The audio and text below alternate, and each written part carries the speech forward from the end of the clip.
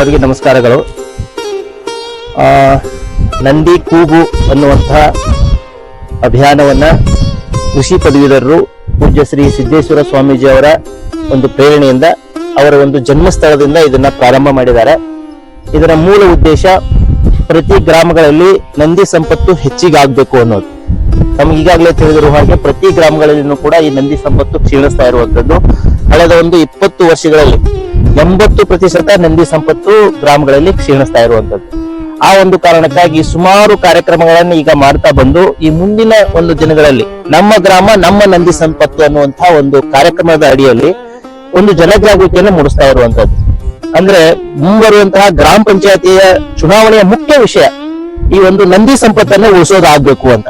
ಅಂದ್ರೆ ಯಾರು ಈ ನಂದಿ ಸಂಪತ್ತನ್ನ ನಮ್ಮ ಗ್ರಾಮದಲ್ಲ ಹೆಚ್ಚಿಗೆ ಮಾಡ್ತೀನಿ ಅನ್ನುವಂತ ಒಂದು ಸ್ಪಷ್ಟತೆಯನ್ನು ನೀಡ್ತಾರೋ ಅವರಿಗೆ ಬಹುಜನರು ಮತವನ್ನ ನೀಡಿ, ಅದರಲ್ಲೂ ಕೂಡ ರೈತರು ಮುಂದಾಳತ್ವ ವಹಿಸಿ ಅವರಿಗೆ ಮತವನ್ನ ನೀಡಿ ಏನ್ ಮಾಡೋದು ಆರಿಸಿ ತಂದಿದ್ದೆ ಆದ್ರೆ ಮುಂದೆ ಇದು ಶಾಸಕರ ಜವಾಬ್ದಾರಿ ತಗೊಳಕ್ ಸಾಧ್ಯತೆ ಇದೆ. ಶಾಸಕರ ಜವಾಬ್ದಾರಿ ತಗೊಂಡ್ರು ಅಂತಂದ್ರೆ ಇದು ಪೂರಕವಾದಂತಹ ಕಾನೂನು ಮತ್ತು ಯೋಜನೆಯನ್ನ ಜಾರಿಗೆ ತರಕ್ ಸಾಧ್ಯತೆ ಇದೆ.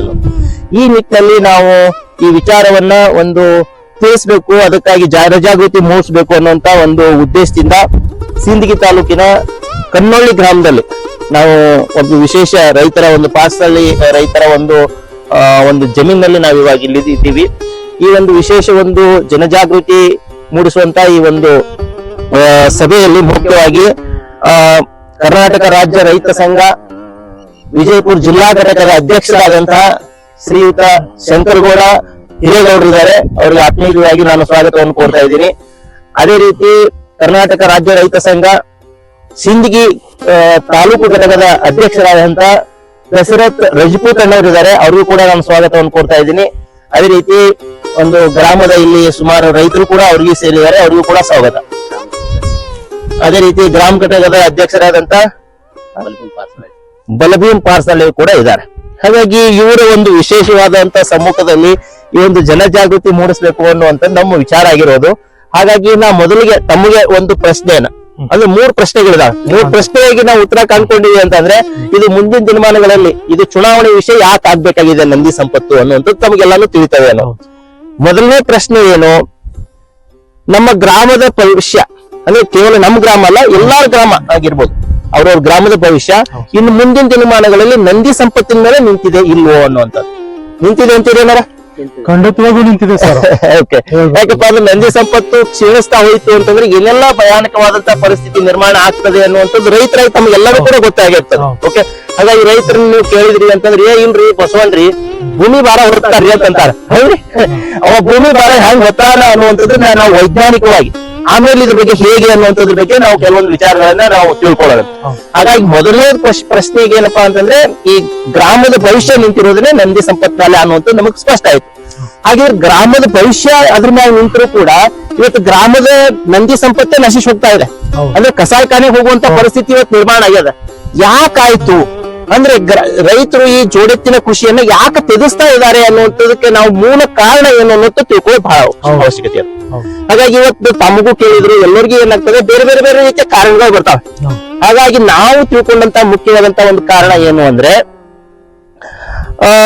ಇವಾಗ ಸರ್ಕಾರಿ ನೌಕರು ಅಂತ ತಿಳ್ಕೊಳ್ಳೋಣ. ಅವ್ರಿಗೆ ಏನಾದ್ರಿ ಒಂದು ಆರ್ಥಿಕ ಭದ್ರತೆ ಅದ.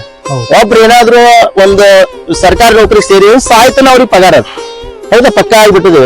ಅದೇ ರೀತಿ ಒಂದು ಖಾಸಗಿ ಒಂದು ಎಲ್ಲೇ ಒಂದು ಕೆಲ್ಸಕ್ಕೆ ಹೋದ್ರು ಅಂತ ತಿಳ್ಕೊಳ್ಳೋಣ, ಇಂತಿಷ್ಟು ವರ್ಷ ಅಂತೇಳಿ ಅವ್ರಿಗೆ ಏನಿದೆ ಒಂದು ಆದಾಯದ ಭದ್ರತೆ ಅದ, ಜೀವನಾಂಶದ ಭದ್ರತೆ ಇದೆ. ಜೀವನಾಂಶದ ಭದ್ರತೆ ಅದ.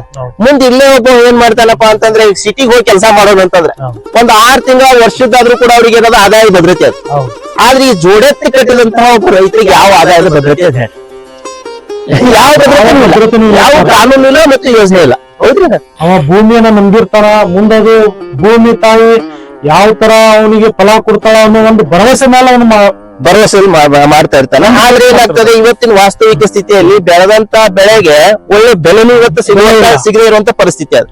ಇಂಥ ಪರಿಸ್ಥಿತಿಯಲ್ಲಿ ಇಷ್ಟೆಲ್ಲಾ 365 ದಿವಸ ಕಷ್ಟಪಟ್ಟು ಅವ್ರನ್ನ ಸಾಕಿ ಮತ್ತೆ ಇದೆಲ್ಲಾನು ಅದನ್ನ ದುಡಿಮೆ ಮಾಡಿ ಎಲ್ಲಾನು ಮಾಡಿನೂ ಅವನಿಗೆ ಆದಾಯ ಬರುದಿಲ್ಲ ಅಂದ್ರೆ ಉಳಿಸ್ಕೊತಾನೆ. ಹೆಂಗ ಅವು ಅನಿವಾರ್ಯವಾಗಿ ಮಾರಾಟ ಮಾಡ್ತಾನೆ. ಮಾಡ್ಲೇಬೇಕಾಗ್ತದೆ. ಮಾರಾಟ ಮಾಡಿದ್ರೆ ಅವು ಕಸಾಯಖಾನೆ ಹೋಗ್ತಾವ. ಹಾಗಾಗಿ ಇತ್ತೀಚಿನ ದಿನಗಳಲ್ಲಿ ಕೆಲವೊಬ್ರು ಗೋ ರಕ್ಷಣಾ ಏನು ಕಾರ್ಯಕರ್ತರಿದ್ದಾರೆ, ಅವ್ರು ಏನ್ ಮಾಡ್ತಾ ಇದಾರೆ, ಕಸಾಯಖಾನೆ ಹೋಗೋದನ್ನೆಲ್ಲಾನು ಹಿಡಿತಾ ಇದಾರೆ. ಅವಾಗ ನೋಡಿದೀವಿ ನಾವು. ಅಲ್ಲಿ ಒಳ್ಳೆ ಸದೃಢವಾದಂತ ಒಂದು ದನಗಳು ಸುಮಾರು ವರ್ಷ ಇನ್ನೂ ಅವು ಭೂಮಿಯಲ್ಲಿ ದುಡಿಯಾಕ ಶಕ್ತಿ ಇರುವಂತವು, ಆರೋಗ್ಯವಾಗಿರುವಂತವು. ಯಾಕೆ ಅಲ್ಲಿ ಕಸಾಯಖಾನೆ ಹೋಗಿ ಅವು ಕತ್ತನ್ನು ಕೊಡ್ತಾ ಇದಾವು? ಇದಕ್ಕೆ ಮೂಲ ಕಾರಣ ಅಂತಂದ್ರೆ ಅದಕ್ಕೆ ಪೂರಕವಾದಂತ ಒಂದು ಕಾನೂನು ಇಲ್ಲ ಮತ್ತು ಯೋಜನೆ ಇಲ್ಲ. ಯಾಕಪ್ಪ ಅಂದ್ರೆ ಉಳಿದವರಿಗೆ ಏನೋ ಅವ್ರಿಗೆ ಆದಾಯ ಭದ್ರತೆ ಸಿಗ್ತಾ ಇದೆ, ಅದೇ ರೀತಿ ಇವ್ರಿಗೆ ಆದಾಯ ಭದ್ರತೆಯನ್ನ ನಾವು ಒದಗಿಸಿದ್ದೇ ಆದ್ರೆ ಖಂಡಿತವಾಗಿನೂ ಕೂಡ ಜೋಡೆತ್ತಿನ ಕೃಷಿಯನ್ನು ಉಳಿಸ್ಕೋತಾರೆ, ಸಂಖ್ಯೆ ಜಾಸ್ತಿ ಆಗೇ ಆಗುತ್ತೆ. ಇದು ನಮಗೆ ಸ್ಪಷ್ಟವಾಗಿರುವಂತದ್ದು. ಅಂದ್ರೆ ಆದಾಯದ ಭದ್ರತೆಯ ಕೊರತೆ ಇರುವುದರಿಂದನೇ ಇದು ನಂದಿ ಸಂಪತ್ತು ಏನಾಗ್ತಾ ಇದೆ, ಕಸಾಯಖಾನೆ ಹೋಗ್ತಾ ಇದೆ ಅನ್ನೋದು. ಹಾಗಾಗಿ ಇವತ್ತು ನಂದಿ ಸಂಪತ್ತೆ ಕಸಾಯಖಾನೆ ಹೋಗಿ ಇದು ಏನಾದ್ರೂ ಗ್ರಾಮದ ಒಂದು ನಂದಿ ಸಂಪತ್ತು ಕಡಿಮೆ ಆಗ್ತಾ ಹೋಯ್ತು ಅಂತಂದ್ರೆ ಸುಮಾರು ಸಮಸ್ಯೆಗಳನ್ನ ನಾವು ಎದುರಿಸಬೇಕಾಗ್ತದೆ ಎದುರಿಸಲೇಬೇಕಾಗ್ತದೆ. ಈಗ ನಾವು ಮೊದಲ ಹಂತದಲ್ಲಿ ಏನಾಗ್ತದೆ, ಈ ಭೂಮಿಯ ಫಲವತ್ತತೆಯನ್ನು ನಾವು ಕಳ್ಕೊಳ್ತೀವಿ. ಹೌದ್ರಿ, ಅವು ಹೋದು ಅಂತಂದ್ರೆ ದುಡಿಯುವಂತಾವು. ಅದ್ರ ಬದಲಿ ನಾವು ಟ್ರ್ಯಾಕ್ಟರ್ ತರ್ತೀವಿ. ಟ್ರ್ಯಾಕ್ಟರ್ ತಂದ್ವಿ ಅಂತಂದ್ರೆ ಮಣ್ಣಿನ ಫಲವತ್ತತೆ ಇವತ್ತು ನಾಶ ಆಗ್ಯದ ಅಂತ ಹೇಳಿ ವೈಜ್ಞಾನಿಕವಾಗಿ ಏನ್ ಮಾಡ್ತಾ ಇದಾರೆ ಎಲ್ಲಾ ವಿಶ್ವವಿದ್ಯಾಲಯಗಳು ಹೇಳ್ತಾ ಇರುವಂತದ್ದು. ನೀವು ಭೂಮಿಯ ಇದನ್ನ ಚೆಕ್ ಮಾಡಿದ್ರಿ ಅಂತಂದ್ರೆ ಈಗ ಏನ್ ಹೇಳ್ತಾ ಇದಾರಪ್ಪ ಅಂತಂದ್ರೆ ಕಾರ್ಬನ್ ಅಂಶ 1-3% ನಮ್ಮ ಭಾಗದಲ್ಲಿ 3-6 ಅಂತ ಹೇಳ್ತಾರೆ. ನಾವು 1-3 ಆದ್ರೂ ಅಂತ ಇಟ್ಕೊಳ್ಳೋಣ. ಆದ್ರೆ ಇವತ್ತೆಷ್ಟಿದೆ ಇದರಲ್ಲಿ 0.2 to 0.3% ಮಾತ್ರ ಇದರಲ್ಲಿ ಸಾವಯವ ಇಂಗಾಲದ ಪ್ರಮಾಣ ಇರುವಂತದ್ದು. ಈ ಸಾವಯವ ಇಂಗಾಲ ಪ್ರಮಾಣ ಎದ್ರ ಮೇಲೆ ಅವಲಂಬಿತ ಆಗಿದೆ ಅಂದ್ರೆ ಈ ನಂದಿ ಸಂಪತ್ತಿನ ಮೇಲೆ ಆಗಿರೋದು. ಈ ಜೋಡೆತ್ತಿನ ಕೃಷಿಯ ನಾವೇನಾದ್ರೂ ಅದರ ಆಧಾರಿತವಾಗಿ ಇದನ್ನ ಉಳುಮೆಯನ್ನ ನಾವು ಮಾಡಿದೀವಿ ಅಂತಂದ್ರೆ ಇದರಲ್ಲಿ ಏನಾಗ್ತದೆ, ಹೆಚ್ಚಿನ ಪ್ರಮಾಣದಲ್ಲಿ ಸಾವಯವ ಇಂಗಾಲ ಪ್ರಮಾಣ ಇರ್ತದೆ. ಇದೇ ಸಾವಯವ ಇಂಗಾಲ ಪ್ರಮಾಣ ಹೆಚ್ಚಿಗಿದ್ರೆ ಮಾತ್ರ ಏನಾಗ್ತದೆ, ಒಳ್ಳೆ ಬೆಳೆಯನ್ನ ನಾವು ಬೆಳಿಬಹುದು. ಹಾಗಾಗಿ ಮೊದಲನೇದಾಗಿ ಏನಾಗ್ತದೆ, ಒಳ್ಳೆ ಬೆಳೆಯನ್ನ ಬೆಳೆಯುವಂತ ಒಂದು ಏನಾಗಿದೆ, ಒಂದು ಭರವಸೆನೇ ಇವತ್ತು ಹೋಗ್ತಾ ಇರುವಂತದ್ದು. ಮೊದಲನೇದಾಗಿ ಈ ನಂದಿ ಸಂಪತ್ತು ಹೋಗ್ತಾ ಇರುವಂತ ಕಾರಣಕ್ಕಾಗಿ. ಹಾಗಾಗಿ ಏನಾಗ್ತದೆ, ಮೊದಲನೇದಾಗಿ ಇವತ್ತು ರೈತ ಏನಾಗ್ತಾ ಇದ್ದಾನೆ, ಎಲ್ಲಾನು ಕೊಡವಾಗಿಬಿಟ್ಟಾನೆ. ಒಂದು ಟ್ರ್ಯಾಕ್ಟರಿಗೂ ದುಡ್ಡು ಕೊಡ್ಬೇಕಾಗತ್ತೆ, ಮುಂದೆ ಡೀಸೆಲ್ಗೆ ದುಡ್ಡನ್ನು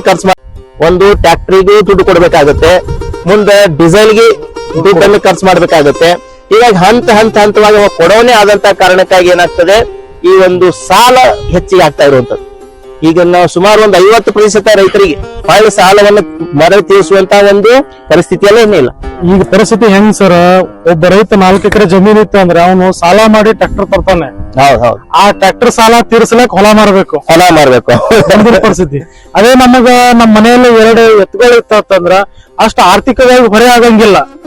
ನಮಗ್ ಬೇಕಾದಂತ ಭೂಮಿಗೆ ಬೇಕಾದಂತ ಒಂದು ಗೊಬ್ಬರ ಅಂಶವನ್ನ ನಾವು ಪಡಿಬಹುದು. ಯಾವುದೇ ಹಣ ಖರ್ಚು ಮಾಡೋ ಅವಶ್ಯಕತೆ ಇಲ್ಲ. ಮತ್ತೆ ನಮ್ಮ ಎತ್ತುಗಳನ್ನ ನಾವು ದುಡಿಮೆ ಮಾಡೋದ್ರಿಂದ ನಾವು ಬಾಡಿಗೆ ಕೊಡೋ ಅವಶ್ಯಕತೆನೂ ಬರಂಗಿಲ್ಲ, ಟ್ರ್ಯಾಕ್ಟರ್ ಬಳಸುವಂತ ಅವಶ್ಯಕತೆ ಬರಂಗಿಲ್ಲ. ಟ್ರ್ಯಾಕ್ಟರ್ ಗಳನ್ನ ಬಳಸೋದ್ರಿಂದ ಏನಾಗ್ತದೆ ಅಂದ್ರ ಆ ಭೂಮಿಯಲ್ಲಿರುವಂತ ಸೂಕ್ಷ್ಮಾಣು ಜೀವಿಗಳು ಸತ್ ಹೋಗ್ತಾವ ಸರ್. ಆ ಟೈರ್ ಏನ್ ಭಾರ ಇರುತ್ತಲ್ಲ, ಅದು ರೊಟೇಷನ್ ಆಗ್ತಿರ್ತದಲ್ಲ, ಸೂಕ್ಷ್ಮಾಣು ಜೀವಿಗಳು ಸಾಯ್ತಾವ. ಆದ್ರೆ ಈ ಎತ್ತುಗಳಿಂದ ಏನಪ್ಪಾ ಅಂದ್ರೆ ಸೂಕ್ಷ್ಮಾಣು ಜೀವಿಗಳು ಸಾಯಕ್ ಸಾಧ್ಯನೇ ಇಲ್ಲ, ಇನ್ನು ಆದಷ್ಟು ಹೆಚ್ಚಾಗ್ತಾವ. ಆದ ಕಾರಣಕ್ಕೋಸ್ಕರ ನಾವು ಕನಿಷ್ಠ ಪಕ್ಷ ಆದ್ರೆ ನಾವು ವಿಚಾರ ಮಾಡಿದ್ರೆ ನಂದಿಯನ್ನ ಬಳಸೋದ್ರಿಂದ ನಾವು ಆರ್ಥಿಕವಾಗಿ ಉಳಿಬಹುದು, ಮತ್ತೆ ಭೂಮಿಯ ಫಲವತ್ತತೆನೂ ಉಳಿಸ್ಕೋಬಹುದು. ಹಾಗಾಗಿ ಇವತ್ತಿನ ಕರೆ ಏನಾಗ್ತಾ ಇದೆ, ಫಲವತ್ತತೆ ನಾಶ ಆಗ್ತಾ ರೈತರ ಒಂದು ಕುಲನೇ ನಾಶ ಆಗುವಂತ ಹಂತಕ್ಕೆ ನಾವು ಬಂದಿದೀವಿ. ಹಾಗಿದ್ರೆ ರೈತರದ್ದು ಕುಲಾನೇ ನಾಶ ಆಗ್ತಂದ್ರೆ ಅರ್ಥ ಏನಪ್ಪಾ ಅಂದ್ರೆ ರೈತ ಅವಲಂಬಿತವಾದಂತ ಕೃಷಿ ಅವಲಂಬಿತವಾದಂತ ಇತರ ಉದ್ಯಮಗಳು ಕೂಡ ಹಿಂದತಾವೆ. ಅದ್ರಲ್ಲಿ ಮೊದಲನೇದಾಗಿ ಏನಪ್ಪಾ ಅಂತಂದ್ರೆ ಅತಿ ಹೆಚ್ಚು ಈ ಒಂದು ಪೋಷಕಾಂಶಗಳನ್ನ ಬಳಕೆ ಮಾಡ್ಕೊಂಡ್ ಬೆಳೆಯುವಂತ ಒಂದು ಕಬ್ಬಿನ ಬೆಳೆ, ಅದ್ರ ಇಳುವರಿ ಕಮ್ಮಿ ಆಗ್ತಾ ಏನಾಗುತ್ತೆ, ಮುಂದಿನ ಈ ಸಕ್ಕರೆ ಕಾರ್ಖಾನೆಗಳು ನಿಲ್ಲುವಂತ ಸ್ಥಿತಿ ಬರ್ತಾವೆ. ಅದೇ ರೀತಿ ದಾಲ್ ಮಿಲ್ಸ್ ಗಳು ನಿಲ್ಲುವಂತ ಪರಿಸ್ಥಿತಿ ಬರ್ತವೆ, ರೈಸ್ ಮಿಲ್ಸ್ ನಿಲ್ಲುವಂತ ಪರಿಸ್ಥಿತಿ ಬರ್ತವೆ. ಅದೇ ರೀತಿ ಯಾರೆಲ್ಲ APMC ಗಳನ್ನ ಅವಲಂಬಿಸಿದಾರೋ ಅಲ್ಲಿನೂ ಕೂಡ ಏನಾಗ್ತದೆ, ದೊಡ್ಡದಾದಂತ ಹೊಡೆತ ಬೀಳುವಂತ ಸಾಧ್ಯತೆಗಳಿದಾವೆ. ಹಾಗಾಗಿ ಇದು ಪ್ರತಿಯೊಂದಕ್ಕೂ ಮುಂದೆ ಹಂತವಾಗಿ ಎಲ್ಲರಿಗೆ ಸಮಸ್ಯೆ ಈಡಾಗುವಂತದ್ದು. ಅದೇ ರೀತಿ ಸರ್ಕಾರಿ ನೌಕರಿ ಅಂತೂ ಕೂಡ ಅರ್ಧದಷ್ಟು ಪಗಾರ ಸಿಗೋದಿಲ್ಲ ಇನ್ನೊಂದು 5-6 ವರ್ಷದಲ್ಲಿ. ಹಾಗಾಗಿ ಇಲ್ಲಿ ಏನಾಗ್ಬೇಕಾಗಿದೆ, ಮುಖ್ಯವಾಗಿ ಇಲ್ಲಿ ಈ ಒಂದು ಮೊದಲ ಹಂತದಲ್ಲಿ ಜನಜಾಗೃತಿ ಮೂಡಿಸುವಂತ ಈ ಒಂದು ಜವಾಬ್ದಾರಿಯನ್ನ ನಾವು ಕೃಷಿ ಪದವೀಧರಾಗಿ ನಾವು ತೆಗೆದುಕೊಂಡಿರುವಂತದ್ದು. ಪೂಜ್ಯ ಶ್ರೀ ಸಿದ್ದೇಶ್ವರ ಸ್ವಾಮೀಜಿ ಅವರ ಒಂದು ಪ್ರೇರಣೆಯಿಂದ ಈ ಒಂದು ಜನಜಾಗೃತಿ ಮೂಡಿಸೋಣ ಅಂತೇಳಿ ನಾವು ಮುನ್ನೆಲೆ ಬಂದಿರುವಂತದ್ದು. ಇದನ್ನ ಅರಿತುಕೊಂಡು ಏನಾಗಿದೆ, ತಾವು ಒಂದು ರೈತ ಸಂಘದ ಮುಖಂಡರಾಗಿ ತಾವು ಒಂದು ಜವಾಬ್ದಾರಿ ಹೊತ್ತು ಸುಮಾರು ಕಾರ್ಯಕ್ರಮಗಳಲ್ಲಿ ತಾವೆಲ್ಲರೂ ಕೂಡ ಭಾಗವಹಿಸಿರುವಂತದ್ದು. ಹಾಗಿದ್ರೆ ಇಲ್ಲಿ ಮುಂದಿನ ದಿನಗಳಲ್ಲಿ ನಾವೇ ಇದನ್ನ ಏನಾದ್ರು ಬರೀ ಜನಜಾಗೃತಿ ಮೂಡಿಸ್ತೀವಿ ಅಂದ್ರೆ ಸಾಧ್ಯತೆ ಇಲ್ಲ. ಈ ಜವಾಬ್ದಾರಿ ಏನಾಗ್ಬೇಕಾಗಿದೆ, ಗ್ರಾಮ ಮಟ್ಟದಲ್ಲಿ ಹಂಚಿಕೆ ಆಗ್ಬೇಕಾಗಿದೆ. ಇದರ ಒಂದು ಜವಾಬ್ದಾರಿಯನ್ನ ಅಂದ್ರೆ ನಮ್ಮ ಗ್ರಾಮದ ನಂದಿ ಸಂಪತ್ತು ಇಷ್ಟು ನಾಶಿಯಾಗಿ ಮುಂದೆ ಗ್ರಾಮಕ್ಕೆ ಭವಿಷ್ಯನೇ ಇಲ್ಲ. ಹಾಗಾಗಿ ಈ ಗ್ರಾಮದ ಭವಿಷ್ಯ ನಿಂತಿದ್ದೇನೆ ನಂದಿ ಸಂಪತ್ತಿನ ಮೇಲೆ. ಹಾಗಾಗಿ ಅದನ್ನು ಹೆಚ್ಚಿಗೆ ಮಾಡುವಂತ ಜವಾಬ್ದಾರಿ ನಮ್ಮದು ಅನ್ನುವಂತ ನಿಟ್ಟಿನಲ್ಲಿ ಏನಾಗಬೇಕಾಗಿದೆ, ಗ್ರಾಮ ಪಂಚಾಯತಿಯ ಸದಸ್ಯರು ಮುಂದುಗಡೆ ಬರಬೇಕಾಗಿದೆ. ಇದು ಅವ್ರ ಜವಾಬ್ದಾರಿ ಆಗಿರುವಂತದ್ದು, ಗ್ರಾಮ ಪಂಚಾಯತಿಯ ಒಂದು ಸದಸ್ಯರದೇ ಆಗಿರೋದು. ಒತ್ತರಿತ ಹೇಳೋದು ಬೂತ್ ಮಟ್ಟದಿಂದ ಆಗ್ಬೇಕು, ಹೌದ್ರಿ. ಹಾಗಾಗಿ ಇದು ಗ್ರಾಮ ಪಂಚಾಯತಿ ಇರುವುದನ್ನೇ ಗ್ರಾಮದ ಅಭಿವೃದ್ಧಿಗಾಗಿ. ಹಾಗಾಗಿ ಗ್ರಾಮದ ಅಭಿವೃದ್ಧಿ ನಿಂತಿರೋದನ್ನೇ ರೈತರ ಮ್ಯಾಗ. ಹಾಗಾಗಿ ರೈತರ ಬೆನ್ನೆಲೇಬೇಕ ಅಂತಂದ್ರೆ ಇದು ನಂದಿ ಸಂಪತ್ತು. ಮತ್ತೆ ಅದೇ ನಾಶ ಆಯ್ತು ಅಂತಂದ್ರೆ ಇನ್ನು ಗ್ರಾಮದ ಅಭಿವೃದ್ಧಿ ಕಾಣೋದು ಹೆಂಗ ಅಂತ ಆ ಒಂದು ಕಾರಣಕ್ಕಾಗಿ ಇನ್ನು ಮುಂದಿನ ಒಂದು ಕೆಲವೇ ಏನು ತಿಂಗಳಲ್ಲಿ ಈ ಒಂದು ಗ್ರಾಮ ಪಂಚಾಯತಿ ಚುನಾವಣೆ ಬರ್ತದೋ ಅದ್ರಲ್ಲಿ ಏನಾಗ್ಬೇಕು ಅಂತಂದ್ರೆ ಮುಖ್ಯವಾದಂತ ಈ ಒಂದು ವಿಷಯ ಏನಾಗ್ಬೇಕು, ಈ ನಂದಿ ಸಂಪತ್ತನ್ನು ಹೆಚ್ಚಿಗೆ ಮಾಡೋದೇ ಆಗ್ಬೇಕು ಅಂತ. ಅಂದ್ರೆ ಪ್ರತಿಯೊಂದು ಗ್ರಾಮದಲ್ಲಿನೂ ಕೂಡ ಇವತ್ತು ಕನಿಷ್ಠ 10 ಪಟ್ಟಾದ್ರೂ ನಂದಿ ಸಂಪತ್ತು ಹೆಚ್ಚಿಗೆ ಆಗ್ಲೇಬೇಕಾದ ವೈಜ್ಞಾನಿಕವಾಗಿ. ಈ ಭೂಮಿ ಉಳಿಬೇಕು. ಮತ್ತೆ ನಾನು ಆಮೇಲೆ ಹೇಳ್ತೀನಿ ಇದು ಹೆಂಗ್ ವೈಜ್ಞಾನಿಕವಾಗಿ ಒಂದಕ್ಕೊಂದು ಏನ್ ಸಂಬಂಧ ಆದ ಅನ್ನುವಂಥದ್ದನ್ನ. ಆದ್ರೆ ಪ್ರತಿ ಗ್ರಾಮಗಳಲ್ಲಿನೂ ಕೂಡ ಈ ನಂದಿ ಸಂಪತ್ತು ಕ್ಷೀಣಿಸ್ತಾ ಇರುವಂತದ್ದು ಎಲ್ಲರಿಗೂ ಕೂಡ ತಿಳಿದುವಂತ ವಿಷಯ. ನಂದಿ ಸಂಪತ್ತು ನಾಶ ಆದದ್ದೇ ಆದ್ರೆ ಮುಂದೆ ಗ್ರಾಮಕ್ಕೆ ಭವಿಷ್ಯನೇ ಇಲ್ಲ ಅಂತ. ಹಾಗಾಗಿ ಗ್ರಾಮದ ಭವಿಷ್ಯ ಈ ನಂದಿ ಸಂಪತ್ತಿನ ಮೇಲೆ ನಿಂತಿದೆ. ಹಾಗಿದ್ರೆ ಈ ನಂದಿ ಸಂಪತ್ತಿನ ಭವಿಷ್ಯದ ಮೇಲೆನೆ ಈ ಒಂದು ರೈತರ ಭವಿಷ್ಯನೂ ಕೂಡ ನಿಂತಿರೋದು. ಹಾಗಿದ್ರೆ ಗ್ರಾಮ ಪಂಚಾಯತಿ ಒಂದು ಸದಸ್ಯರು ಏನಾದ್ರೂ ಈ ಒಂದು ಜವಾಬ್ದಾರಿಯನ್ನ ಹೊತ್ತು ನಂದಿ ಸಂಪತ್ತನ್ನ ಹೆಚ್ಚಿಗೆ ಮಾಡಿದ್ದೇ ಆಯ್ತು ಅಂತ ಅಂದ್ರೆ ಅವರಿಗೆ ಒಂದು ಮುಂದಿನ ದಿನಗಳಲ್ಲಿ ಒಳ್ಳೆಯ ನಾಯಕತ್ವ ಯಾವ ರೀತಿ ಲಭಿಸ್ತದೆ ಅನ್ನುವಂಥದ್ದು. ಅಂದ್ರೆ ಸಮಾಜ ಮೆಚ್ಚುವಂತಹ ನಾಯಕರು ಅವರು ಯಾವ ರೀತಿ ಆಗಕ್ ಸಾಧ್ಯತೆ ಇದೆ, ಅದೇ ರೀತಿ ಇತರರಿಗೆ ಸಮಾಜಕ್ಕೆ ಒಟ್ಟಾರೆ ಇದರಿಂದ ಏನೆಲ್ಲ ಅನುಕೂಲಗಳು ಆಗಕ್ ಸಾಧ್ಯತೆ ಇದೆ ಅನ್ನುವಂಥದ್ದು ನಾವೊಂದು 11 ವಿವಿಧ ಒಂದು ಆಯಾಮಗಳಲ್ಲಿ ಈ ವಿಚಾರವನ್ನ ತಮಗೆ ತಿಳಿಪಡಿಸೋಕೆ ಇಷ್ಟಪಡ್ತಾ ಇದ್ದೀವಿ.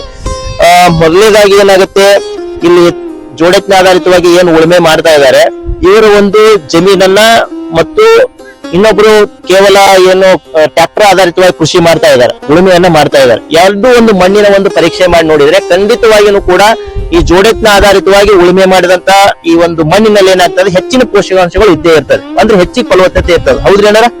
ಓಕೆ, ಇದ್ರ ಬಗ್ಗೆ ಏನಾಗ್ಬೇಕಾಗಿದೆ, ವೈಜ್ಞಾನಿಕವಾಗಿ ಸಂಶೋಧನೆಗಳು ಆಗ್ಬೇಕು ಅನ್ನೋಂಥದ್ದು. ಹಾಗಿದ್ರೆ ಮೊದಲನೇದಾಗಿ ಏನಾಗುತ್ತೆ, ಮಣ್ಣಿನ ಫಲವತ್ತತೆ ಉಳಿತದೆ. ಮಣ್ಣಿನ ಫಲವತ್ತತೆ ಉಳಿದ್ರೆ ಮಾತ್ರ ರೈತ ಉಳಿತಾನೆ ಅನ್ನುವಂಥದ್ದು ಅಷ್ಟೇ ಸ್ಪಷ್ಟ ಮತ್ತು ನಿಖರವಾಗ್ತಾ ಇರುವಂತದ್ದು. ಹಾಗಿದ್ರೆ ಇದು ಮಣ್ಣಿನ ಫಲವತ್ತತೆ ಉಳಿತು ಅಂತಂದ್ರೆ ಎಲ್ಲಾ ಬೆಳೆಗಳನ್ನು ಕೂಡ ಬೆಳಿಬಹುದು. ಬೆಳೆಗಳು ಏನಾದ್ರೂ ಬೆಳೆದಿವಿ ಅಂತಂದ್ರೆ ಕೃಷಿ ಅವಲಂಬಿತವಾದಂತ ಎಲ್ಲಾ ಉದ್ದಿಮೆದಾರರು ಕೂಡ ಉಳಿಯೋಕ್ ಸಾಧ್ಯತೆ ಇದೆ ಅನ್ನೋದು. ಶುಗರ್ ಕೇನ್ ಇಂಡಸ್ಟ್ರಿ ಅವರಾಗಿರ್ಬೋದು, ದಾಲ್ ಮಿಲ್ಸ್ ಆಗಿರ್ಬೋದು, ರೈಸ್ ಮಿಲ್ಸ್ ಆಗಿರ್ಬೋದು, APMC ಆಗಿರ್ಬೋದು, ಅದೇ ರೀತಿ ಈ ದ್ರಾಕ್ಷಿ ಬೆಳೆಗಾರರು ಕೂಡ ಈ ನಂದಿ ಸಂಪತ್ತಿತ್ತು ಅಂತಂದ್ರೆ ಮಾತ್ರ ಏನಾಗುತ್ತೆ, ಇತರ ಪಶು ಸಂಪತ್ತು ಉಳಿತದೆ.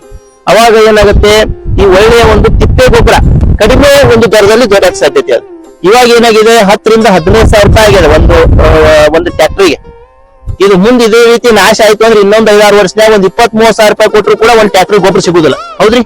ಆ ಒಂದು ಕಾರಣಕ್ಕಾಗಿ ಏನಾಗುತ್ತೆ, ದ್ರಾಕ್ಷಿ ಬೆಳೆಗಾರ ಆಗಿರ್ಬೋದು, ನಿಂಬೆ ಬೆಳೆಗಾರ ಆಗಿರ್ಬೋದು, ಇತರ ವಾಣಿಜ್ಯ ಬೆಳೆಗಾರ ಏನೆಲ್ಲ ಇದಾರೋ ಅವ್ರಿಗೆ ಕೂಡ ಏನಾಗುತ್ತೆ, ಈ ನಂದಿ ಸಂಪತ್ತು ಉಳಿಯೋದ್ರಿಂದ ಕಡಿಮೆ ಒಂದು ದರದಲ್ಲಿ ಈ ತಿಪ್ಪೆ ಗೊಬ್ಬರ ಸಿಗುವ ಮುಖಾಂತರ ಅವ್ರ ಬೆಳೆಗಳು ಕೂಡ ಉಳಿತಾವೆ ಅನ್ನೋಂಥದ್ದು. ಅಂದ್ರೆ ಅವ್ರ ಭವಿಷ್ಯನೂ ಕೂಡ ಈ ನಂದಿ ಸಂಪತ್ತು ಮೇಲೆ ನಿಂತಿರೋದು. ಇನ್ನು ಎರಡನೇದು ಬಂದು ಮುಖ್ಯವಾಗಿ, ಮೊದಲನೇದು ಮಣ್ಣು ಉಳಿಯುವ ಮುಖಾಂತರ ಏನೆಲ್ಲ ಆಗ್ತದೆ ಅನ್ನೋದು. ಇನ್ನು ಎರಡನೇದು ಬಂದು ಮುಖ್ಯವಾಗಿ ನೀರು ಉಳಿಯುವಂತದ್ದು. ಅಂದ್ರೆ ಯಾವ ಒಂದು ಜೋಡತ್ತಿನ ಆಧಾರಿತವಾಗಿ ಉಳುಮೆ ಮಾಡಿದಂತ ಒಂದು ಮಣ್ಣನ್ನ ನಾವು ಪರೀಕ್ಷೆ ಮಾಡಿ ನೋಡೋಣ, ಅಥವಾ ಇನ್ನೊಂದು ಟ್ರ್ಯಾಕ್ಟರ್ ಆಧಾರಿತವಾಗಿನೇ ಉಳುಮೆ ಮಾಡಿರುವಂತದ್ದು, ಸಂಪೂರ್ಣವಾಗಿ ರಾಸಾಯನಿಕವನ್ನೇ ಅವಲಂಬಿಸಿ ಒಂದು ಕೃಷಿಯನ್ನ ಮಾಡ್ತಾ ಇರುವಂತ ಒಂದು ಮಣ್ಣಿನ ಪರೀಕ್ಷೆ ಮಾಡಿ ನೋಡಿದ್ರೆ ಖಂಡಿತವಾಗಿಯೂ ಕೂಡ ಈ ಜೋಡತ್ನ ಆಧಾರಿತವಾಗಿ ಏನು ಕೃಷಿ ಮಾಡ್ತಾ ಇದ್ದಾರೆ, ಈ ಮಣ್ಣಿನಲ್ಲಿ ತೇವಾಂಶವನ್ನು ಹಿಡಿದಿಟ್ಟುಕೊಳ್ಳುವಂತ ಸಾಮರ್ಥ್ಯ ಹೆಚ್ಚಿಗೆ ಇದ್ದೇ ಇರ್ತದೆ. ಹೌದ್ರಿ? ಹೌದಾ? ಹಾಗಾಗಿ ಏನಾಗಿದೆ, ಈ ಜೋಡತ್ತಿನ ಒಂದು ಉಳುಮೆ ನಾಶ ಕಡಿಮೆ ಆಗ್ತಾ ಹೋದ ಹಾಗೆ ಏನಾಗ್ತಾ ಇದೆ, ಇದು ಭೂಮಿ ಏನಾಗ್ತದೆ, ಬಂಡೆ ಆದಂತ ಆಗ್ತದೆ. ಬಂಡೆ ಆಯ್ತು ಅಂತಂದ್ರೆ ಏನಾಗುತ್ತೆ, ನೀರು ಹೋಗ್ಬಿಡ್ತದೆ. ಹೋಯ್ತು ಅಂತಂದ್ರೆ ಏನಾಗುತ್ತೆ, ನೀರು ಹಿಡಿದುಕೊಳ್ಳುವಂತ ಸಾಮರ್ಥ್ಯನೇ ಅದು ಕಳ್ಕೊಳ್ತು ಅಂತಂದ್ರೆ ಮುಖ್ಯವಾಗಿ ಏನು ಹಳ್ಳಗಳು ಹರಿಯುವಂತ ಏನಿದಾವೆ ಅವೆಲ್ಲಾನು ಕೂಡ ನಿಲ್ತಾವೆ ಅನ್ನೋದು. ಇದು ಭೂಮಿ ಏನಾದ್ರೂ ಬಸಿತಿತ್ತು ಅಂತಂದ್ರೆ ಹಳ್ಳಗಳು ಹರಿತಾವ. ಹೌದ್ರಿ? ಹಾಗಾಗಿ ಇವತ್ತು ಹಳ್ಳಗಳು ಇವತ್ತು ನಾಶ ಆಗಕ್ಕ ಮೂಲ ಕಾರಣ ಅಂತಂದ್ರೆ ಈ ಬಸವನ ನಾಶ ಆಗಿರೋದು. ಅದೇ ರೀತಿ ಹಳ್ಳಗಳು ಹಿಡಿದುಕೊಳ್ಳುವಂತ ಸಾಮರ್ಥ್ಯನೇ ಅದು ಕಳ್ಕೊಳ್ತು ಅಂತಂದ್ರೆ ಮುಖ್ಯವಾಗಿ ಏನು ಹಳ್ಳಗಳು ಹರಿಯುವಂತ ಏನಿದಾವೆ ಅವೆಲ್ಲಾನು ಕೂಡ ನಿಲ್ತಾವೆ ಅನ್ನೋದು. ಇದು ಭೂಮಿ ಏನಾದ್ರೂ ಬಸಿತಿತ್ತು ಅಂತಂದ್ರೆ ಹಳ್ಳಗಳು ಹರಿತಾವ. ಹೌದ್ರಿ? ಹಾಗಾಗಿ ಇವತ್ತು ಹಳ್ಳಗಳು ಇವತ್ತು ನಾಶ ಆಗಕ್ಕ ಮೂಲ ಕಾರಣ ಅಂತಂದ್ರೆ ಈ ಬಸವನ ನಾಶ ಆಗಿರೋದು. ಅದೇ ರೀತಿ ಹಳ್ಳಗಳ ನಾಶ ಆದವು ಅಂತಂದ್ರೆ ನಮ್ಮ ಬಾವಿಯಲ್ಲಿರುವಂತ ನೀರು ಕೂಡ ಬರ್ತದೆ. ಇವತ್ತು ಬಾವಿಗಳು ಬರ್ತಾವ. ಇನ್ನು ಮುಂದಿನ ದಿನಗಳಲ್ಲಿ ಏನಾಗ್ತದೆ, ಇದೇ ರೀತಿ ಹೋದದ್ದೇ ಆದ್ರೆ ಈ ಬೋರ್ವೆಲ್ಗಳು ಕೂಡ ಬತ್ತಿ ಹೋಗಿ ಇಲ್ಲಿ ನೀರಿನ ಕೊರತೆ ಎಲ್ಲಾ ಕಡೆ ಒಂದು ಆಹಾಕಾರ ಉಂಟಾಗೋದಕ್ಕೊಂದು ಏನಾಗತ್ತೆ ಆಗುವಂತ ಸಾಧ್ಯತೆಗಳಿದಾವೆ. ಹಾಗಾಗಿ ನೀರು ಉಳಿಬೇಕಾಗಿತ್ತು ಅಂದ್ರೂ ಕೂಡ ಮುಖ್ಯವಾಗಿ ಈ 4 ಕಾಲಿನ ಬಸವನ್ನ ನಾವು ಉಳಿಸ್ಕೊಳ್ಳೇಬೇಕು ಅನ್ನೋದು. ಅದೇ ರೀತಿ ಇನ್ನು 3ನೇ ಅಂಶ ಮುಖ್ಯವಾಗಿ ಈ ಮಣ್ಣಿನಲ್ಲಿ ಏನಾದ್ರೂ ಫಲವತ್ತತೆ ಇದ್ರೆ ಮಾತ್ರ ಗುಣಮಟ್ಟದ ಆಹಾರವನ್ನು ಬೆಳೆಯಕ್ ಸಾಧ್ಯತೆ. ಇವತ್ತು ಗುಣಮಟ್ಟದ ಆಹಾರ ಕೊರತೆ ಎಲ್ಲಾ ಕಡೆನೂ ಉಂಟಾಗ್ತಾ ಇರೋದು. ಅದಕ್ಕಾಗಿನೇ ಸುಮಾರು ರೋಗ ರುಜಿನಗಳಿಗೆ ನಾವು ತುತ್ತಾಗ್ತಾ ಇದೀವಿ. ಹಾಗಾಗಿ ಎಲ್ಲರೂ ಕೂಡ ಯಾರ ಆಹಾರವನ್ನ ಸೇವನೆ ಮಾಡ್ತಾ ಇದೀರೋ ಅವರೆಲ್ಲರೂ ಕೂಡ ಒಂದ್ಸರಿ ಚಿಂತೆ ಮಾಡ್ಬೇಕಾಗಿದೆ. ಈ ಬಸವನ್ನ ಉಳಿದ್ರೆ ಮಾತ್ರ ನಮ್ ತಟ್ಟೆ ಒಳ್ಳೆ ಆಹಾರ ಬರ್ತದೆ ಅನ್ನೋ ಇದು ಬಹಳ ಮುಖ್ಯವಾಗಿರುವಂತ ಅಂಶ, ಅಂದ್ರೆ ಒಳ್ಳೆ ಆಹಾರ. ಇನ್ನು 4ನೇದು ಬಂದು ಬಹುಬೆಳೆ ಪದ್ಧತಿ ಉಳಿಬೇಕಾಗಿತ್ತು, ಅಂದ್ರೆ ಒಳ್ಳೆ ಆಹಾರ. ಇನ್ನು 4ನೇದು ಬಂದು ಬಹುಬೆಳೆ ಪದ್ಧತಿ ಉಳಿಬೇಕಾಗಿತ್ತು ಅಂತಂದ್ರು ಕೂಡ ಈ ಜೋಡೆತ್ತಿನ ಕೃಷಿ ಉಳಿಲೇಬೇಕು. ಇವತ್ತು ಕನ್ನೋಳಿ ಗ್ರಾಮದಲ್ಲಿ ಇದೀವಿ. ಇದೇ ಗ್ರಾಮದಲ್ಲಿರುವಂತ ಈ ಜೋಡೆತ್ತಿನ ಕೃಷಿಕರ ಮನೆಗೆ ಹೋದ್ವಿ ಅಂತಂದ್ರೆ ಅವ್ರ ಬಲ್ಲಿನೂ ಏನಾಗಿರ್ತಾವೆ, ವಿವಿಧ ಒಂದು ರೀತಿಯ ಇನ್ನಿಷ್ಟು ಬೀಜ ಇಟ್ಕೊಂಡಿರ್ತಾರ. ಯಾಕಪ್ಪ ಅಂದ್ರೆ ಹೊಟ್ಟಿಗೆ ಯಾವ್ದು ಬೇಕಾಗ್ತದ, ಇನ್ನಿಷ್ಟ ಬೇಕಾಗ್ತದ ಅಂತ. ಹೌದ್ರಿ, ಅದೇ ಒಂದು ಟ್ರ್ಯಾಕ್ಟರ್ ಆಧಾರಿತ ಕೃಷಿ ಮಾಡೋ ಎಲ್ಲಾನು ಕಳ್ಕೊಂಡ್ಬಿಟ್ಟಿರ್ತಾನ. ಅವ್ ಸೀದಾ RSK ಹೋಗ್ತಾನ, ಮತ್ತೊಂದ್ ಕಡೆ ಹೋಗ್ತಾನ, ಏನ್ ಮಾಡಿ ತರ ಮತ್ತೆ ಹಿಂಗ ಆಗ್ತದ. ಹೌದ್ರಿ, ಹಾಗಾಗಿ ನಾವು ಬಹುಬೆಳೆ ಪದ್ಧತಿ ಉಳಿಬೇಕಾಗಿತ್ತು ಅಂದ್ರೂ ಕೂಡ ಇಲ್ಲಿ ಜೋಡೆತ್ತಿನ ಕೃಷಿ ನಮ್ ಗ್ರಾಮಗಳಲ್ಲಿ ಉಳಿಸ್ಕೊಳ್ಳೇಬೇಕು ಅನ್ನೋದು ಅಷ್ಟೇ ಸ್ಪಷ್ಟ ನಿಖರವಾಗಿ ಗೊತ್ತಾಗ್ತದೆ. ಇನ್ನು 4ನೇ ಅಂಶ ಮುಖ್ಯವಾಗಿ ಈ ಜೀವ ವೈವಿಧ್ಯತೆ ಅಂತ ಅಂತೀವಿ, ಅಂದ್ರೆ ವಿವಿಧ ಜೀವರಾಶಿಗಳು ಉಳಿಯುವಂತದ್ದು. ಯಾರು ಜೋಡೆತ್ತು ಉಳಿಸಿರ್ತಾರೋ ಅವ್ರ ಜೊತೆ ಏನಾಗಿರ್ತಾರೆ, ಈ ಒಡ್ಡನ್ನು ಉಳಿಸಿರ್ತಾರ. ಒಂದ್ ಸ್ವಲ್ಪ ಒಡ್ಡು ಇರ್ಲಿ ಅಂತ. ಯಾಕಂತಂದ್ರೆ ಒಂದ್ ಸ್ವಲ್ಪ ಬಿಡ್ಬೇಕಲ್ಲ ಮಯಾಕ. ಇವತ್ತು ಎಲ್ಲಿ ಜೋಡೆತ್ತುಗಳು ನಾಶ ಆಗ್ಯಾವ, ಒಡ್ಡುಗಳು ಕೂಡ ನಾಶ ಆಗ್ಬಿಟ್ಟಾವ. ಒಡ್ಡು ಹೋಗುವ ಅಂತಂದ್ರೆ ಗಿಡ ಮರಗಳು ಕೂಡ ಹೋಗುವ ಅಂತ. ಅದ್ರ ನೋಡಿ ಸುಮಾರು ಹಕ್ಕಿ ಪಕ್ಷಿ ಎಲ್ಲಾನು ಕೂಡ ಹೋಗ್ಬಿಡ್ತಾವ. ಹಾಗಾಗಿ ಇವತ್ತು ನಮ್ಮ ಒಂದು ಜಮೀನಲ್ಲಿ ಜೀವ ವೈವಿಧ್ಯತೆ ಉಳಿಬೇಕಾಗಿತ್ತಂದ್ರೂ ಕೂಡ ಈ ಜೋಡೆತ್ತುಗಳು ಉಳಿಲೇಬೇಕು ಅನ್ನುವಂಥದ್ದು ಅಷ್ಟೇ ಸ್ಪಷ್ಟ ಮತ್ತು ನಿಖರವಾಗಿ ನಮಗೆ ಗೊತ್ತಾಗ್ತದೆ ಅನ್ನೋದು. ಇನ್ನು 5ನೇ ಅಂಶ ಮುಖ್ಯವಾಗಿ ಯಾವ ಗ್ರಾಮಗಳಲ್ಲಿ ಈ ಒಂದು ಜೋಡೆತ್ತಿನ ಕೃಷಿಕರ ಸಂಖ್ಯೆ ಹೆಚ್ಚಿಗೆ ಅದೋ ಅಲ್ಲೇನೆ ಈ ದೇಶೀಯ ಆಕಳಗಳ ಸಂಖ್ಯೆನೂ ಕೂಡ ಹೆಚ್ಚಿಗಿರೋದು. ಒಪ್ತೀರಿ ಹೇಳೋರ? ಯಾಕಪ್ಪ ಜೋಡೆತ್ತು ಕಟ್ಟಿದವಂಗ ಒಂದು ಆಕಳ ಕಟ್ಟೋದು ಒಂದು ದೊಡ್ಡ ವಿಷಯ ಆಗುದಿಲ್ಲ. ಅದ್ರಲ್ಲಿಯೂ ಕೂಡ ಏನ್ ಮಾಡಿರ್ತಾನ, ಈ ದೇಶೀಯ ಆಕಳಗಳನ್ನೇ ಕಟ್ಟಿರ್ತಾನ. ಈ ಸಜ್ಜಿಲ್ ಉಳುಮೆ ಮಾಡಕತ್ತಾರ ನೋಡ್ರಿ, ಅವು ದೇಸಿ ಅದಾವೋ ಜರ್ಸಿ ಅದಾವ? ದೇಶಿನೇ ಅದಾವ. ಯಾಕಪ್ಪ ಅಂದ್ರೆ ಇವಾಗ ಜರ್ಸಿಲಿಂದ ನಾವು ಹಾಲು ಬಯಸ್ತಾ ಇರ್ಬೋದು, ಆದ್ರೆ ಉಳುಮೆ ಬೇಕಾಗಿದ್ದು ನಮ್ಮ ಎತ್ತುಗಳೇ ಬೇಕಾಗ್ತದೆ. ಈ ನಮ್ಮ ಆಯಾ ಭಾಗದಲ್ಲಿರುವಂತ ಎತ್ತುಗಳೇ ಬೇಕಾಗ್ತದೆ. ನಮ್ಮಲ್ಲಿ ಕಿಲಾರಿನೇ ಉಪಯೋಗ ಮಾಡ್ತಾರ. ಆ ಕಡೆ ಹಳ್ಳಿಕಾರ ಒಂದು ಸೌತ್ ಕರ್ನಾಟಕ ಅಂತ ಹೋದ್ವಿ, ದಕ್ಷಿಣ ಕರ್ನಾಟಕದಲ್ಲಿ ಅಲ್ಲಿ ಹಳ್ಳಿಕಾರ ಹೆಚ್ಚಿಗೆ ಉಪಯೋಗ ಮಾಡ್ತಾರೆ. ಹಾಗಾಗಿ ಆಯಾ ಭಾಗದ ಸ್ಥಳೀಯ ಅಂದ್ರೆ ದೇಸಿ ಆಕಳಗಳು ಉಳಿಬೇಕಾಗಿತ್ತು ಅಂದ್ರೆ ನಾವು ಈ ಜೋಡೆತ್ತಿನ ಕೃಷಿಯನ್ನು ಉಳಿಸೋಕೆ ನಾವು ಪ್ರಯತ್ನ ಮಾಡಿದ್ರೆ ಮಾತ್ರ ಅದು ಸಾಧ್ಯತೆ ಅನ್ನೋದು ನಮ್ ಮತ್ತೆ ಇದು ಸ್ಪಷ್ಟವಾಗಿ ಗೊತ್ತಾಗುತ್ತೆ. ಈ ಜೋಡೆತ್ತಿನ ಕೃಷಿ ಉಳಿದು ದೇಸಿ ಆಕಳು ಉಳಿತು ಅಂತಂದ್ರೆ ಒಳ್ಳೆ ಹಾಲು ಬೇಕು ಅಂತ ಹೇಳಿ ವಿಚಾರ ಮಾಡೋದು ಬೇಕಾಗಿಲ್ಲ. ಆಟೋಮೆಟಿಕ್ ಆಗಿ ಗ್ರಾಮಗಳಲ್ಲಿ ಎಲ್ಲ ಅನುಭವಿಸಿ ಇವತ್ತು ಎಲ್ಲರಿಗೂ ಏನಾಗುತ್ತೆ, ಹೈನೂರು ಕೊರತೆ ಆಗ್ತಾ ಇರುವಂತದ್ದು. ಹಾಗಾಗಿ ಈ ಹಾಲ, ಮೊಸರ, ಮಜ್ಜಿಗೆ, ತುಪ್ಪ ನಮ್ಮ ದೇಸಿ ಆಕಳು ಬರೀಬೇಕಾಗಿತ್ತು ಗ್ರಾಮಗಳಲ್ಲಿ ಅಂತಂದ್ರೆ ಈ ಜೋಡೆತ್ತಿನ ಕೃಷಿಕರ ಸಂಖ್ಯೆಯನ್ನು ಹೆಚ್ಚಿಗೆ ಮಾಡಕ್ ನಾವು ಪ್ರಯತ್ನ ಮಾಡ್ಬೇಕು ಅನ್ನೋದು ತಿಳಿತದೆ. ಅದೇ ರೀತಿ ಮುಂದುವರೆದು ಗ್ರಾಮಗಳಲ್ಲಿ ಈ ಕೂಡು ಕುಟುಂಬ ವ್ಯವಸ್ಥೆ ಉಳಿಬೇಕಾಗಿತ್ತು ಅಂತಂದ್ರೂ ಕೂಡ ಈ ಜೋಡೆತ್ತಿನ ಕೃಷಿ ಉಳಿಲೇಬೇಕು ಅಂತ. ಇವತ್ತು ಯಾರಲ್ಲಿ ಜೋಡೆತ್ತಿನ ಕೃಷಿ ಎಲ್ಲಿ ಹೆಚ್ಚಿಗೆ ಅದ ಅಲ್ಲೇನೆ ಇನ್ನ ಕೂಡು ಕುಟುಂಬ ವ್ಯವಸ್ಥೆ ಉಳಿದದ. ಇವತ್ತು ಗಂಡ ಹೆಂಡತಿನೂ ಕೂಡಿಲ್ಲ ಅಂತ ಪರಿಸ್ಥಿತಿ ಇವತ್ತು ಬಂದಿರುವಂತದ್ದು. ಆದ್ರೆ ಇದನ್ನು ಕೂಡಿಸುವಂತ ಕೆಲಸ ಮಾಡೋನೇ ಈ 4 ಕಾಲಿನ ಬಸವಣ್ಣ. ಈಗ ಅವನನ್ನೇ ಕಳ್ಕೊಂಡು ನಾವು ಕೂಡು ಕುಟುಂಬ ವ್ಯವಸ್ಥೆ ಉಳಿತೀವಿ, ನಮ್ ಗ್ರಾಮದಲ್ಲಿ ಒಳ್ಳೆ ಸಂಸ್ಕೃತಿ ಸಂಸ್ಕಾರ ಉಳಿಸ್ತೀವಿ ಸಾಧ್ಯನೇ ಇಲ್ಲ ಅಂತ. ಆ ಒಂದು ಕಾರಣಕ್ಕಾಗಿ ಜೋಡೆತ್ತಿನ ಕೃಷಿಯನ್ನು ಉಳಿಸಿದ್ರೆ ಮಾತ್ರ ಏನಾಗುತ್ತೆ, ಈ ಗ್ರಾಮಗಳಲ್ಲಿ ಈ ಒಂದು ಕೂಡು ಕುಟುಂಬ ವ್ಯವಸ್ಥೆನೂ ಕೂಡ ಉಳಿಯಕ್ ಸಾಧ್ಯತೆ ಇದೆ. ಈಗ ಯಾರು ಜೋಡೆತ್ತು ಕಟ್ಟಿದಾರೋ ಅವ್ರ ಮನ್ಯಾಗ ಅವ್ರ ಮನೆಯವರು ಅಂದ್ರೆ ಅವ್ರ ಭಕ್ತಿ ಇದಕ್ ಸಹಕಾರ ನೀಡಿದ್ರೆ ಮಾತ್ರ ಅವ್ರು ಉಳಿಸ್ಕೊಂಡಾರ. ಯಾರ ಮನ್ಯಾಗ ಸಹಕಾರ ನೀಡಿಲ್ಲ ಅವ್ರು ಉಳಿಸಕ್ ಸಾಧ್ಯತೆನೇ ಇಲ್ಲ. ಹೌದ್ರಿ ನಾವು? ಹಾಗಾಗಿ ಏನಾಗುತ್ತೆ, ಕೂಡು ಕುಟುಂಬ ವ್ಯವಸ್ಥೆ ಇದರಿಂದ ಉಳಿಯೋದು. ಇನ್ನು ಸಂಸ್ಕೃತಿ ಅನ್ನೋದು ಗ್ರಾಮಗಳಲ್ಲಿ 70% ಏನು ಬೇರೆ ಬೇರೆ ಹಬ್ಬ ಹರಿದಿನಗಳನ್ನ ನಾವು ಆಚರಣೆ ಮಾಡ್ತೀವಿ, ಇವೆಲ್ಲಾನು ಕೂಡ ನಿಂತಿರೋದೇನು ನಂದಿ ಮ್ಯಾಗನೆ ನಿಂತಿರೋದು. ನಾವು ಇತ್ತೀಚೆಗೆ ಕಾರ್ ಹುಣ್ಣಿಮೆ ಮಾಡಿದ್ವಿ, ಅದು ಕೂಡ ಎತ್ತಿನ ಹಬ್ಬನೇ. ಇನ್ನು ಮುಂದೆ ಬಂದು ಯಾವ್ದಾಗತ್ರಿ, ಮಣ್ಣೆತ್ ನಮಸಿ. ಆ ಮಣ್ಣೆತ್ ನಮಸಿ ಮತ್ತೆ ಏನಾಗಿದ್ವು, ನಂದಿನೇ ಆಗಿರೋದು. ಅದೇ ರೀತಿ ಶ್ರೀಶೈಲ ಮಲ್ಲಯ್ಯ ಯುಗಾದಿ ಹಬ್ಬ ಆಚರಣೆ ಮಾಡಿದ್ವಿ, ಅದು ಕೂಡ ನಂದಿ ಸಂಬಂಧಪಟ್ಟಿರುವಂತದ್ದು. ಕಂಬಿ ಮಲ್ಲಯ್ಯ ಅಂದ್ರೆ ಬೇರೆ ಅಲ್ಲ, ನಂದಿ ಅಂದ್ರೆ ಬೇರೆ ಅಲ್ಲ. ಹಾಗಾಗಿ ನಮ್ಮ ಗ್ರಾಮಗಳಲ್ಲಿ ಕಂಬಿ ಮಲ್ಲ ಇರೋದನ್ನೇ ನಂದಿ ಸಂಪತ್ತು ಉಳಿಸಾಕ. ಆದ್ರೆ ಅದು ವಾಸ್ತವದಲ್ಲಿ ನಮ್ಗೆ ಗೊತ್ತಿಲ್ಲ. ಆ ಒಂದು ಕಾರಣಕ್ಕಾಗಿ ಏನಾಗುತ್ತೆ, ನಮ್ಮ ಗ್ರಾಮದ ಒಂದು ಸಂಸ್ಕೃತಿ ಸಂಸ್ಕಾರ ಅಲ್ಲಿ ಉಳಿಬೇಕಾಗಿತ್ತಂದ್ರೂ ಕೂಡ ಈ ನಂದಿ ಸಂಪತ್ತನ್ನ ಉಳಿಸ್ಲೇಬೇಕು ಅಂತ.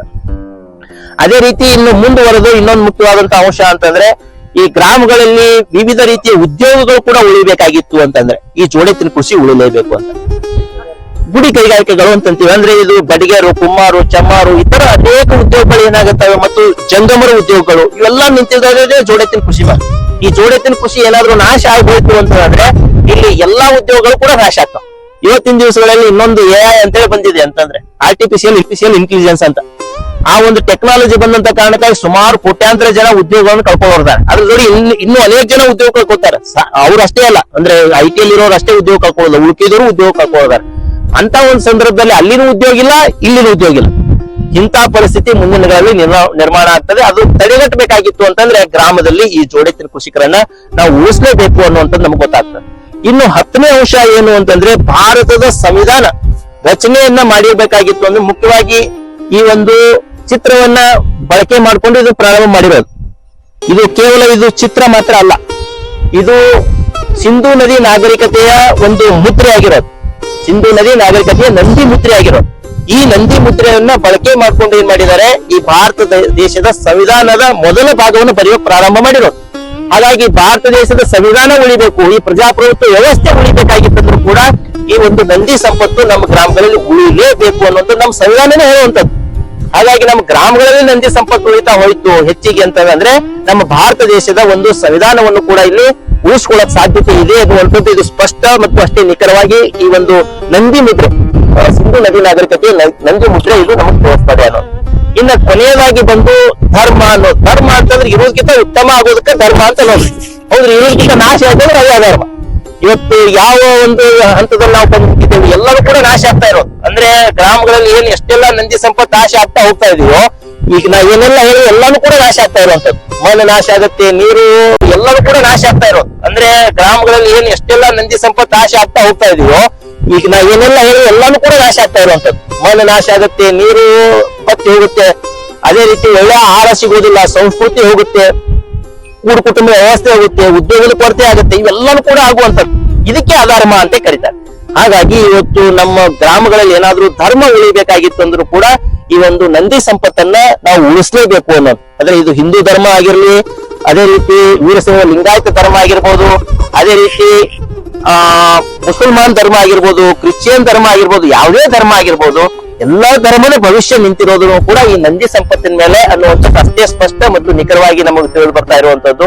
ಆ ಒಂದು ಕಾರಣಕ್ಕಾಗಿ ಇವತ್ತು ಗ್ರಾಮಗಳಲ್ಲಿ ಯಾರಾದ್ರೂ ನಾನ್ ನಂದಿ ಸಂಪತ್ತನ್ನ ಉಳಿಸ್ತೀನಿ ಅಂತೇಳಿ ಮುಂದೆ ಬಂದು ಗ್ರಾಮ ಪಂಚಾಯತಿ ಸದಸ್ಯರಾದ್ರು ಇದನ್ನ ಉಳಿಸೋ ಪ್ರಯತ್ನ ಪಟ್ಟದ್ದೇ ಆದ್ರೆ ಈ ಏನು 11 ಅಂಶಗಳನ್ನ ಏನ್ ಹೇಳಿದೆ ಎಲ್ಲಾನು ಕೂಡ ಉಳಿಸಾಕ ಪ್ರಯತ್ನ ಮಾಡ್ತಾ ಇರ್ತಾರೆ ಅಂತ. ಇಂತ ಒಂದು ಶ್ರೇಷ್ಠವಾದಂತ ಕೊಡುಗೆಯನ್ನ ಒಬ್ಬ ಗ್ರಾಮ ಪಂಚಾಯತಿ ಸದಸ್ಯ ನೀಡ್ತಾ ಇರ್ತಾನೆ ಗ್ರಾಮಕ್ಕೆ. ಹಾಗಾಗಿ ಇವತ್ತು ಯಾರಾದ್ರೂ ಇದರ ಆಧಾರಿತವಾಗಿ ನಾವು ನಾಯಕರಾಗ್ತೀವಿ, ಗ್ರಾಮ ಪಂಚಾಯತಿ ಚುನಾವಣೆಯನ್ನ ನಾವು ಎದುರಿಸ್ತೀವಿ ಅಂತೇಳಿ ಮುನ್ನೆಲೆಗೆ ಬಂದದ್ದೇ ಆದ್ರೆ ಖಂಡಿತವಾಗಿನೂ ಕೂಡ ಅಂತವ್ರಿಗೆ ಬಹಳ ಒಳ್ಳೆ ಭವಿಷ್ಯ ಇದೆ. ಮತ್ತು ಅಂತ ನಾಯಕರು ನಾವು ಮತ ನೀಡಿದೀವಿ ಅಂತಂದ್ರೆ ಮತ ನೀಡಿದರೂ ಕೂಡ ಒಳ್ಳೆ ಭವಿಷ್ಯ ಇರೋದು. ಆ ಒಂದು ಕಾರಣಕ್ಕಾಗಿ ಇಲ್ಲಿ ನಾವು ಯಾವುದೇ ರೀತಿಯ ದೂಷಣೆಯನ್ನ ಮಾಡೋದು ಅಥವಾ ಇನ್ನೊಬ್ಬರ ಮೇಲೆ ಅಪವಾದವನ್ನು ಹೊರಿಸೋದಕ್ಕಿಂತಲೂ ಇದು ನಮ್ಮ ಭವಿಷ್ಯ ನಮ್ಮ ಕೈಯಲ್ಲೇ ಇದೆ.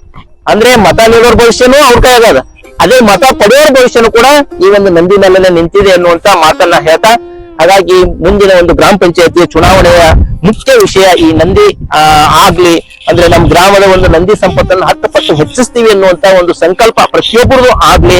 ಆ ಮುಖಾಂತರ ಒಂದು ಗ್ರಾಮದ ಒಂದು ಅಭಿವೃದ್ಧಿ ಆಗ್ಲಿ.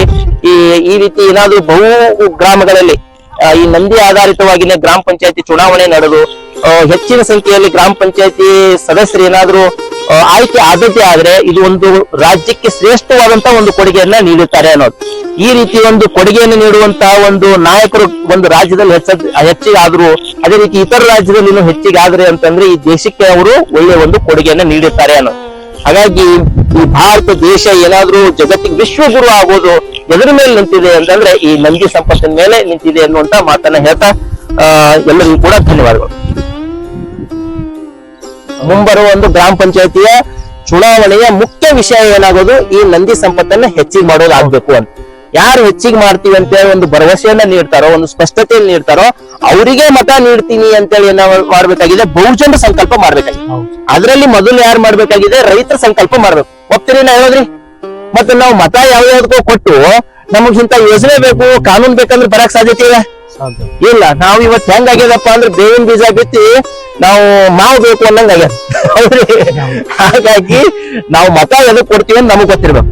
ಗೊತ್ತಿತ್ತು ಅಂತಂದ್ರೆ ಮತ ಎದಕ್ ತಗೊಂಡಿ ಅಂತ ಅವ್ರಿಗೆ ಗೊತ್ತಿರ್ಬೇಕು, ಯಾರು ಗ್ರಾಮ ಪಂಚಾಯತಿ ಮೆಂಬರ್ಗೆ. ಅಂದಾಗನೇ ಏನಾಗ್ತದೆ, ಈ ನಂದಿ ಸಂಪತ್ತು ಹೆಚ್ಚಿಗೆ ಮಾಡಕ ಸಾಧ್ಯತೆ ಆದ ಅನ್ನುವಂತ ವಿಚಾರವನ್ನ ಈ ಸಂದರ್ಭದಲ್ಲಿ ತಿಳಿಸ್ತಾ, ಹಾಗಿದ್ರೆ ಮುಂದಿನ ದಿನಗಳಲ್ಲಿ ಈ ಒಂದು ತಾವು ಯಾವ ರೀತಿ ಒಂದು ಏನ್ ಮಾಡಬೇಕು, ತಮ್ಮ ಜವಾಬ್ದಾರಿಯನ್ನು ಯಾವ ರೀತಿ ನಿಭಾಯಿಸ್ತೀರಿ ಅನ್ನುವಂಥದ್ದನ್ನ ತಾವೇ ತಿಳಿಸ್ಬೇಕು ಅನ್ನುವಂಥದ್ದು. ಅಂದ್ರೆ ಕರ್ನಾಟಕ ರಾಜ್ಯ ರೈತ ಸಂಘದ ಒಂದು ಜಿಲ್ಲಾ ಘಟಕದ ಅಧ್ಯಕ್ಷರಾದಂತ ಶೆಟ್ಟರಗೌಡ ಹಿರೇಗೌಡನವರು ಇದ್ರ ಬಗ್ಗೆ ಒಂದೆರಡು ವಿಚಾರಗಳನ್ನ ತಿಳಿಸ್ಬೇಕು ಅಂತ ಕೇಳ್ಕೊತಾ ಇದ್ದೀವಿ. ಇನ್ನು ಬರುವ ಮುಂದಿನ ದಿನಮಾನಗಳಲ್ಲಿ ಸರ್ ನಂದಿಯ ಒಂದು ಮಹತ್ವ ಏನು ಅಂತೇಳಿ ನಾವು ಗ್ರಾಮದ ಬೂತ್ ಮಟ್ಟದಲ್ಲಿ ರೈತರಿಗೆ ಮನವರಿಕೆ ಮಾಡಿಕೊಡ್ಬೇಕಾಗ್ಯದ. ಯಾಕಂದ್ರ ಈ ಸುಮಾರು ನಾವು 10 ವರ್ಷಗಳಲ್ಲಿ ಎಷ್ಟು ಬದಲಾವಣೆಗಳನ್ನ ನಾವು ಕಾಣ್ತಿದೀವಿ ಅಂತಂದ್ರ, ಅವಾಗ ಪ್ರತಿಯೊಬ್ಬ ರೈತನ ಮನೆಯಲ್ಲಿ ಒಂದು ಜೊತೆ ಎತ್ತುಗಳನ್ನ ನೋಡ್ತಿದ್ದೀವಿ, ಹಸು ನೋಡ್ತಿದ್ದೀವಿ, ಎಮ್ಮೆ ನೋಡ್ತಿದ್ದೀವಿ. ಆದ್ರೆ ಇವತ್ತಿನ ಮಟ್ಟದಲ್ಲಿ ಹೇಗಾಗಿದೆ, ನಾವೆಲ್ಲರೂ ಪಾಕೆಟ್ ಹಾಲಿನ ಅವಲಂಬನೆ ಆಗ್ಬಿಟ್ಟಿವಿ. ಒಂದು ಹಸುನೂ ಇಲ್ಲ, ಒಂದು ನಂದಿನೂ ಇಲ್ಲ. ಇದನ್ನ ನಾವು ಮತ್ತೆ ವಾಪಸ್ ನಾವು ಎದ್ರ ಕಡೆ ಹೋಗ್ಬೇಕು ಅಂತಂದ್ರ ಈ ಆಧುನಿಕದ ಜೊತೆಗೇನೆ ನಾವು ನಮ್ಮ ಸಂಪ್ರದಾಯ, ನಮ್ಮ ಆರ್ಥಿಕತೆನೂ ಉಳಿಬೇಕು, ಆರ್ಥಿಕತೆನೂ ಹೆಚ್ಚಾಗ್ಬೇಕು, ಮತ್ತೆ ನಮ್ಮ ಆರೋಗ್ಯದ ದೃಷ್ಟಿನೂ ಇದ್ರ ಮೇಲೆ ಬಹಳ ಮಹತ್ವ ಐತಿ. ಇದನ್ನ ನಾವು ಯಾವ ತರ ಉಳಿಸ್ಕೋಬೇಕು ತಳಮಟ್ಟದಲ್ಲಿ ಪ್ರತಿಯೊಬ್ಬ ರೈತನಿಗೂ ಅಂತಂದ್ರೆ, ಮುಂದಿನ ದಿನಮಾನಗಳಲ್ಲಿ ನಾವು ರಾಜಕೀಯವಾಗಿ ಇದನ್ನ ವಿಧಾನಸೌಧ ಮೆಟ್ಟಿಲಲ್ಲಿ ಈ ವಿಷಯವನ್ನ ಚರ್ಚೆ ಆಗ್ಬೇಕು. ಈ ನಮ್ಮ ಬೂತ್ ಮಟ್ಟದಲ್ಲಿರುವಂತಹ ವಿಷಯ ವಿಧಾನಸಭೆಯಲ್ಲಿ ಚರ್ಚೆ ಆಗ್ಬೇಕು. ಯಾವ ತರ ಅಂದ್ರೆ, ಪ್ರತಿಯೊಬ್ಬ ಜೋಡೆತ್ತು ಕಟ್ಟುವಂತ ರೈತನಿಗೆ ಪ್ರತಿ ತಿಂಗಳು 11,000 ರೂಪಾಯಿ ಸರ್ಕಾರ ಪ್ರೋತ್ಸಾಹನ ನೀಡಬೇಕು. ಆ 11,000 ರೂಪಾಯಿ ಪ್ರೋತ್ಸಾಹನ ನೀಡಿದ್ದೇ ಆದ್ರ ರೈತ ಯಾಕ ತಾನು ತನ್ನ ನಂದಿಯನ್ನ ಕಸಾಯಿಖಾನೆಗೆ ಮಾಡ್ತಾನ? ಹೌದು, ಅದರ ಜೋಪಾನ ಮಾಡೇ ಮಾಡ್ತಾನ. ಇವತ್ತು ಯಾವ್ದಾವ್ದಕ್ಕೋ ಸರ್ಕಾರ ಹಣವನ್ನ ಮೀಸಲಿಡ್ತೈತಿ, ಇನ್ಯಾವುದೋ ಕಾರಣಗೋಸ್ಕರ ಹಣವನ್ನ ದುರುಪಯೋಗ ಮಾಡ್ತೈತಿ ಸರ್ಕಾರ ಅಂತಂದ್ರ, ಎಲ್ಲೆಲ್ಲೋ ಅವ್ಯವಹಾರಗಳ ಮಾಡ್ತೈತಿ, ಏನೇನೋ ಮಾಡ್ತೈತಿ. ಆದ್ರೆ ಪ್ರಾಮಾಣಿಕತೆಯಿಂದ ನಾವು ಈ ಬಸವಣ್ಣನನ್ನ ಉಳಿಸ್ಕೊಂಡೇ ಆಗಿದ್ರ ಇಡೀ ನಮ್ಮ ನಾಡು ಸಂಪದ್ಭರಿತವಾಗಿ ಮುಂದಿನ ದಿನಮಾನಗಳಲ್ಲಿ ಆರೋಗ್ಯದ ಕುಟುಂಬವನ್ನ ನಾವು ಕಾಣ್ಲಿಕ್ಕೆ ಸಾಧ್ಯದ. ಇಲ್ಲ ಅಂತಂದ್ರೆ ಮುಂದ ಈ ಆಸ್ಪತ್ರೆಗಳು ಹೆಚ್ಚಾಗ್ತವೆ ಹೊರತು ಮಂದಿ ಹೆಚ್ಚಾಗಲ್ಲ, ಮತ್ತೆ ಆಹಾರದ ಕೊರತೆ ಹೆಚ್ಚಾಗ್ತದೆ. ಆಹಾರದಲ್ಲಿ ವಿಷವನ್ನ ನಾವು ನೋಡುವಂತ ಪರಿಸ್ಥಿತಿ ಬರ್ತೈತಿ. ಇವತ್ತಿನ ಬೆಳೆಗಳಲ್ಲಿ ಯಾವ ತರ ಅಂದ್ರೆ 95% ನಾವು ಕಲುಷಿತ ಮತ್ತು ವಿಷಪೂರಿತವನ್ನ ನಾವು ಆಹಾರ ಸೇವನೆಯನ್ನು ಮಾಡ್ತಾ ಇದ್ದೇವೆ. ಇವತ್ತ ಊಟ ಮಾಡುವಂತ ಆಯಿಲ್ ಇರ್ಬೋದು, ನಾವು ಅಕ್ಕಿ ಇರ್ಬೋದು, ಅಥವಾ ಹಿಟ್ಟು ಇರ್ಬೋದು, ಯಾವುದೇ ಒಂದು ಕಾಳು ಕಡಿ ಏನೇ ತಲ್ಲಿ ಎಲ್ಲವೂ ಕಲುಷಿತ, ಕಲಬೆರಕೆ. ಇದನ್ನ ನಾವು ತಳಮಟ್ಟದಲ್ಲಿ ಪ್ರತಿಯೊಬ್ಬ ರೈತರಿಗೂ ನಾವು ಇದನ್ನ ವಿಷಯವನ್ನ ಗಮನಕ್ಕೆ ತಂದು ಮಂದಿಯನ್ನ ಯಾವ ತರ ನಾವು ಉಳಿಸ್ಕೊಂಡು ಹೋಗೋಣ ಮುಂದೆ ಅಂತೇಳಿ ನಾವು ಸರ್ಕಾರದ ಮಟ್ಟದಲ್ಲಿ ಇದನ್ನ ಚರ್ಚೆ ಮಾಡ್ತೀವಿ. ಇದನ್ನ ರಾಜಕೀಯವಾಗಿ ನಾವು ಎತ್ತಿ ಕಟ್ಟಲಿಕ್ಕೆ ನಾವು ಮುಂದಿದೀವಿ. ಮುಂದೆ ಜಿಲ್ಲೆಯಲ್ಲಿ ಯಾರು ನಂದಿ ಉಳಿಸ್ಕೊಂತಾರ ಅವರಿಗೆ ಸರ್ಕಾರದಿಂದ 11,000 ರೂಪಾಯಿ ಪ್ರೋತ್ಸಾಹನವನ್ನ ಕಡ್ಡಾಯವಾಗಿ ನೀಡಲೇಬೇಕು ಅನ್ನುವಂಥದ್ದು ದೊಡ್ಡದಾದಂತ ಅಭಿಯಾನ ಜಾಗೃತಿಯನ್ನು ನಾವು ಹಮ್ಮಿಕೊಳ್ತೀವಿ ಅಂತೇಳಿ ಈ ಮೂಲಕ ನಾವು ಹೇಳಕ್ ಇಷ್ಟಪಡ್ತೀವಿ ಸರ್. ಹೃತ್ಪೂರ್ವಕ ಧನ್ಯವಾದಗಳು. ಯಾಕಂತಂದ್ರೆ ನೀವು ಮೊದಲಿಂದನೂ ಕೂಡ ಇದ್ರ ಜೊತೆಯಲ್ಲಿ ಇದೀರಿ. ಸಾಕಷ್ಟು ಇದ್ರ ಬಗ್ಗೆ ಏನಪ್ಪಾ ಅಂದ್ರೆ ಆಳವಾದಂತ ವಿಚಾರಗಳನ್ನ ಆಳವಾಗಿ ತಿಳ್ಕೊಂಡಿರುವಂತವ್ರು. ಹಾಗಾಗಿ ತಮ್ಮಂತ ಒಂದು ಯುವ ರೈತ ಮುಖಂಡರು ಏನಾದ್ರು ಒಂದುಗೂಡಿ ಇಲ್ಲಿ ಗ್ರಾಮ ಪಂಚಾಯತಿ ಮಟ್ಟದಲ್ಲಿ ಏನಾದ್ರು ಏನು ತಮ್ಮಂತ ಯುವಕರನ್ನೇ ಏನಾದ್ರು ಈ ಒಂದು ಗ್ರಾಮ ಪಂಚಾಯತಿ ಚುನಾವಣೆಗೆ ಒಂದು ಸ್ಪರ್ಧಾ ಮಾಡಕ್ಕೆ ಅವ್ರ ಮುನ್ನೆಲೆ ತಂದದ್ದೇ ಆದ್ರೆ ಖಂಡಿತವಾಗಿನೂ ಕೂಡ ಇಲ್ಲಿ ಪರಿಹಾರ ಸಿಗ್ತದೆ ಅನ್ನೋದು. ಎಲ್ಲಿವರೆಗೆ ಇದು ರಾಜಕೀಯ ವಿಷಯ ಆಗಿ ಇದಕ್ಕಾಗಿ ನಾವು ಮತ ನೀಡ್ತೀವಿ ಅನ್ನುವಂಥದ್ದು ಬಹುಜನರಿಗೆ ಗೊತ್ತಾಗೋದು ಸಾಧ್ಯತೆ ಇಲ್ಲ. ಹಾಗಾಗಿ ಇಲ್ಲಿ ಮತ ನೀಡೋರು ಯಾರು ಅನ್ನೋದು ಒಂದು ದೊಡ್ಡ ಪ್ರಶ್ನೆ ಬರೋದು. ಹಾಗಾಗಿ ಎಲ್ಲರಿಗೂ ಇದು ಮನವರಿಕೆ ಇದೆ, ಶಾಸಕರಿಗೂ ಮನವರಿಕೆ ಇದೆ. ಆದ್ರೆ ಇದು ಈ ವಿಷಯವನ್ನು ಮುನ್ನೆಲೆ ಇತ್ತಂದ್ರೆ ಮತ ಯಾರು ನೀಡ್ತಾರ ಅನ್ನೋದೇ ದೊಡ್ಡ ಪ್ರಶ್ನೆ ಆಗಿರೋದು, ಹೌದ್ರಿ? ಹಾಗಾಗಿ ಇವತ್ತು ಇವತ್ತು ಚಿಂತನೆಯನ್ನು ಮಾಡ್ತಾ ಇದೀವಿ. ಇವತ್ತು ನಾವೆಲ್ಲರೂ ಕೂಡಿ ಇದನ್ನ ಏನ್ ಮಾಡ್ಬೇಕಾಗಿದೆ, ಗ್ರಾಮದಲ್ಲಿರುವಂತ ಎಲ್ಲರೂ ಕೂಡ ಪ್ರತಿಯೊಬ್ಬ ರೈತರು ಕೂಡ ಎಲ್ಲರೂ ಕೂಡ ಏನ್ ಮಾಡ್ತಾ ಇದೀವಿ, ಜಗಲಿ ಮೇಲೆ ಈ ಬಸವಣ್ಣ ಇಟ್ಟು ಪೂಜೆ ಮಾಡ್ತಾ ಇರೋದು. ಅಂದ್ರೆ ನಾವು ಮುಂದಿನ ದಿನಮಾನಗಳಲ್ಲಿ ಕೇವಲ ಇದು ಪೂಜೆ ಮಾತ್ರ ಸೀಮಿತಗೊಳಿಸೋಣ ಅಥವಾ ಬಸವಣ್ಣ ಒಂದು ಮತ ನೀಡಿಕೆಸಿಂದ ನಮ್ಮ ಗ್ರಾಮವನ್ನು ಉಳಿಸೋಣ, ಇದು ದೊಡ್ಡದಂತ ಪ್ರಶ್ನೆ ಇರೋದು, ಹೌದ್ರಿ? ಬಸವಣ್ಣಗ ಒಂದು ಮತ ನೀಡಿಕೆಸಿಂದ ಏನ್ ಮಾಡೋದು, ಅದನ್ನ ಉಳಿಸ್ಕೊಳ್ಳಪ್ಪ ನಮ್ ಗ್ರಾಮ ಅನ್ನೋದು. ಇಲ್ಲಪ್ಪ ಅಂದ್ರೆ ನಾವ್ ಹೆಂಗ್ ಬೇಕಾದಾಗ ಮತ ಕೊಟ್ಟಿಗೆಸಿಂದ ನಾವು ಬಸವಣ್ಣನು ಕಳ್ಕೊಂಡು ನಮ್ಮ ಮಕ್ಕಳಿಗೆ ಏನು ಇಲ್ಲಪ್ಪ ಅನ್ನುವಂತ ಪರಿಸ್ಥಿತಿ ನಿರ್ಮಾಣ ಮಾಡ್ಕೊಳ್ಳೋದು, ಹೌದ್ರಿ? ಹೇಳ್ತಾ ಇರೋದು. ಹಾಗಾಗಿ ಇವತ್ತು ಹಾದಿ ಬಸವಣ್ಣ, ಬೀದಿ ಬಸವಣ್ಣ, ಗುಡ್ಡದ ಬಸವಣ್ಣ, ಬಾವಿ ಬಸವಣ್ಣ, ಎಷ್ಟೆಲ್ಲಾ ಬಸವಣ್ಣಗಳ ಎದಕ್ಕಿಟ್ಟಾರಪ್ಪ ಅಂತಂದ್ರೆ ಗ್ರಾಮದ ಭವಿಷ್ಯ ನಿಂತಿರೋದೇನೆ ನಂದಿ ಮ್ಯಾಗ ಅಂತ ಹೇಳಕನೇ ಇರುವಂತದ್ದು. ಹಾಗಾಗಿ ಅಲ್ಲಿ ಎಲ್ಲಾ ಪೂಜೆ ಮಾಡ್ತೀವಿ, ದೊಡ್ಡ ದೊಡ್ಡ ದೇವಸ್ಥಾನ ಕಟ್ತೀವಿ, ಆದ್ರೆ ವಾಸ್ತವದಲ್ಲಿ ಅದನ್ನೇ ಉಳಿಸ್ಕೊಳಕ್ಕೆ ಮತ ನಾವು ಏನ್ ಮಾಡೋದಿಲ್ಲ, ನೋಡುದಿಲ್ಲ. ಇಂಥ ಪರಿಸ್ಥಿತಿ ಆಗಿದೆ ಇವತ್ತು. ಹಾಗಾಗಿ ಇವತ್ತು ಎಲ್ಲಾ ರೈತರಿಗೆ ನಾವು ಕೇಳ್ಕೊಳ್ತಾ ಇರೋದು ಏನಪ್ಪಾ ಅಂತಂದ್ರೆ, ಯಾರು ಈ ನಂದಿ ಸಂಪತ್ತನ್ನ ಉಳಿಸ್ತೀವಿ ಅಂತ ಮುಂದೆ ಬರ್ತಾರೋ ಅವರಿಗೆ ಮತ ನೀಡಿ ಏನ್ ಮಾಡ್ಬೇಕು, ನೀವು ಕೇಳಬೇಕು ಮುಂದೆ. ಯಾಕಪ್ಪ ಮತ ನಾವು ಅದಕ್ಕೆ ನೀಡ್ತೀವಿ ಅಂತಂದ್ರೆ ನಮ್ ಗ್ರಾಮದ ಎಷ್ಟು ನೀವು ನಂದಿ ಸಂಪತ್ತು ಹೆಚ್ಚಿಗೆ ಮಾಡಿದಿರಿ ಅನ್ನೋದು. ಹಾಗಾಗಿ ಶ್ರೀಯುತ ಶಂಕರಗೌಡನವರು ಏನ್ ಹೇಳಿದ್ರು, ಪ್ರತಿ ಜೋಡೆತ್ತಿನ ರೈತರಿಗೆ 11,000 ರೂಪಾಯಿ ತಿಂಗಳ ಕೊಡಂಗ ಆದದ್ದೇ ಆದ್ರೆ ಮುಂದಿನ ವರ್ಷಕ್ಕೆ ಏನಾಗುತ್ತೆ, ಇದ್ರ ಸಂತತಿ ಡಬಲ್ ಆಗುತ್ತೆ. ಇನ್ನೊಂದು 7-8 ವರ್ಷದಾಗ ಏನಾಗುತ್ತೆ, ಇದ್ರ 10 ಪಟ್ಟಾಗುತ್ತೆ, ಹೌದ್ರಿ? ಹಾಗಾಗಿ ಆಮೇಲೆ ನಾವು ಚಿಂತನೆ ಮಾಡ್ಬೇಕು, ಇದು ಗ್ರಾಮದಲ್ಲಿ ಎಲ್ಲರೂ ಚಿಂತೆ ಮಾಡ್ಬೇಕು. ಈಗ ನಮ್ ಗ್ರಾಮಗಳಲ್ಲಿ ಒಂದು 10 ಜೋಡಿ ಅದಾವು, 20 ಜೋಡಿ ಅದಾವ, 50 ಜೋಡಿ ಅದಾವ ಅಂದ್ರೆ ಅದು 10 ಪಟ್ಟು ಹೆಚ್ಚಿಗೆ ಆಯ್ತು ಅಂದ್ರೆ ಗ್ರಾಮದಲ್ಲಿ ಏನೆಲ್ಲ ಒಳ್ಳೆ ಬದಲಾವಣೆ ಆಗ್ತಾವ ಅನ್ನೋದು. ಹಾಗಾಗಿ ಇವತ್ತು ಕಟ್ಟಿ ಕೂತೋರ್ ನೋಡೋರಾಗಿರ್ಲಿ, ಯಾರೇ ಆಗಿರ್ಲಿ, ಮನ್ಯಾಗ ಕುಂತೋರ್ ಇದನ್ನ ಏನ್ ನೋಡ್ತಾ ಇದ್ರಿ, ಇದ್ರ ಬಗ್ಗೆ ಸ್ವಲ್ಪ ಚಿಂತನೆ ಮಾಡ್ಬೇಕಂತ. ಈ ನಂದಿ ಸಂಪತ್ತು ಹೆಚ್ಚಿಗೆ ಆಯ್ತು ನಮ್ ಗ್ರಾಮದಲ್ಲಿ ಅಂದ್ರೆ ಏನೆಲ್ಲ ಒಳ್ಳೆ ಬದಲಾವಣೆಗಳು ಆಗ್ತಾವೆ ಅನ್ನೋದು. ಹಾಗಾಗಿ ತಮಗೆ ಮತ್ತೊಮ್ಮೆ ಧನ್ಯವಾದಗಳನ್ನು ಅರ್ಪಿಸ್ತಾ ಇದ್ದೀನಿ. ಇವಾಗ ನಮ್ ಜೊತೆಯಲ್ಲಿ ಬಹಳ ಏನಪ್ಪಾ ಅಂತಂದ್ರೆ ಪ್ರತಿಯೊಂದು ಕಾರ್ಯಕ್ರಮಕ್ಕೂ ಕೂಡ ಒಂದು ದೊಡ್ಡದಾದಂತ ಬೆನ್ನೆಲುಬಾಗಿ ನಿಂತಂತವ್ರು ಕಂಡೋಳ್ಳಿ ಗ್ರಾಮದ ಶ್ರೀಯುತ ದಶರಥ್ ರಜಪೂತ್ ಅನ್ನೋರು. ನಿಜವಾಗಿ ಅವ್ರಿಗೆ ಎಷ್ಟು ಹೊಗಳಿದ್ರು ನಾವು ಸಾಲುದಿಲ್ಲ. ಯಾಕಂದ್ರೆ ಉಳುಕಿದವ್ರು ಎಲ್ಲಾ ಸಂಪರ್ಕಕ್ಕೆ ರೈತ ಸಂಘಟನೆಯವ್ರು ತಂದವರೇ ರಜಪೂತ್ ಅನ್ನೋರು. ಅವ್ರಿಗೆ ಇದ್ರ ಬಗ್ಗೆ ಬಹಳ ಅಭಿಮಾನ ಇರುವಂತದ್ದು, ಮತ್ತೆ ಅಷ್ಟೇ ಪ್ರೀತಿ ಇರೋದು. ಸ್ವತಃ ಏನ್ ಮಾಡಿದಾರೆ ಪ್ರೀತಿ ಇರೋದು, ಸ್ವತಃ ಏನ್ ಮಾಡಿದಾರೆ ಸಣ್ಣ ಹೋರಿಕರುಗಳನ್ನು ಇವತ್ತು ಬೆಳೆಸ್ತಾ ಇದಾರೆ. ಜೋಡೆತ್ತಿ ಹೆಂಗಿದ್ರು ತೋಟ ಅದ, ಆದ್ರೂ ಕೂಡ ಎತ್ತಿರ್ಬೇಕಪ್ಪ. ಹಾಗಾಗಿ ಇಂಥವ್ರು ಏನಾದ್ರು ಒಂದಿಷ್ಟು ವಿಚಾರಗಳನ್ನ ಇನ್ನಿಷ್ಟು ಗ್ರಾಮ ಮಟ್ಟಕ್ಕೆ ತೆಗೆದುಕೊಂಡು ಹೋದ್ರು ಅಂತಂದ್ರೆ ಖಂಡಿತವಾಗಿನೂ ಕೂಡ ಎಲ್ಲಾ ಗ್ರಾಮಗಳಲ್ಲಿ ಸಂಘಟನೆ ಆಗಕ್ ಸಾಧ್ಯತೆ ಇದೆ.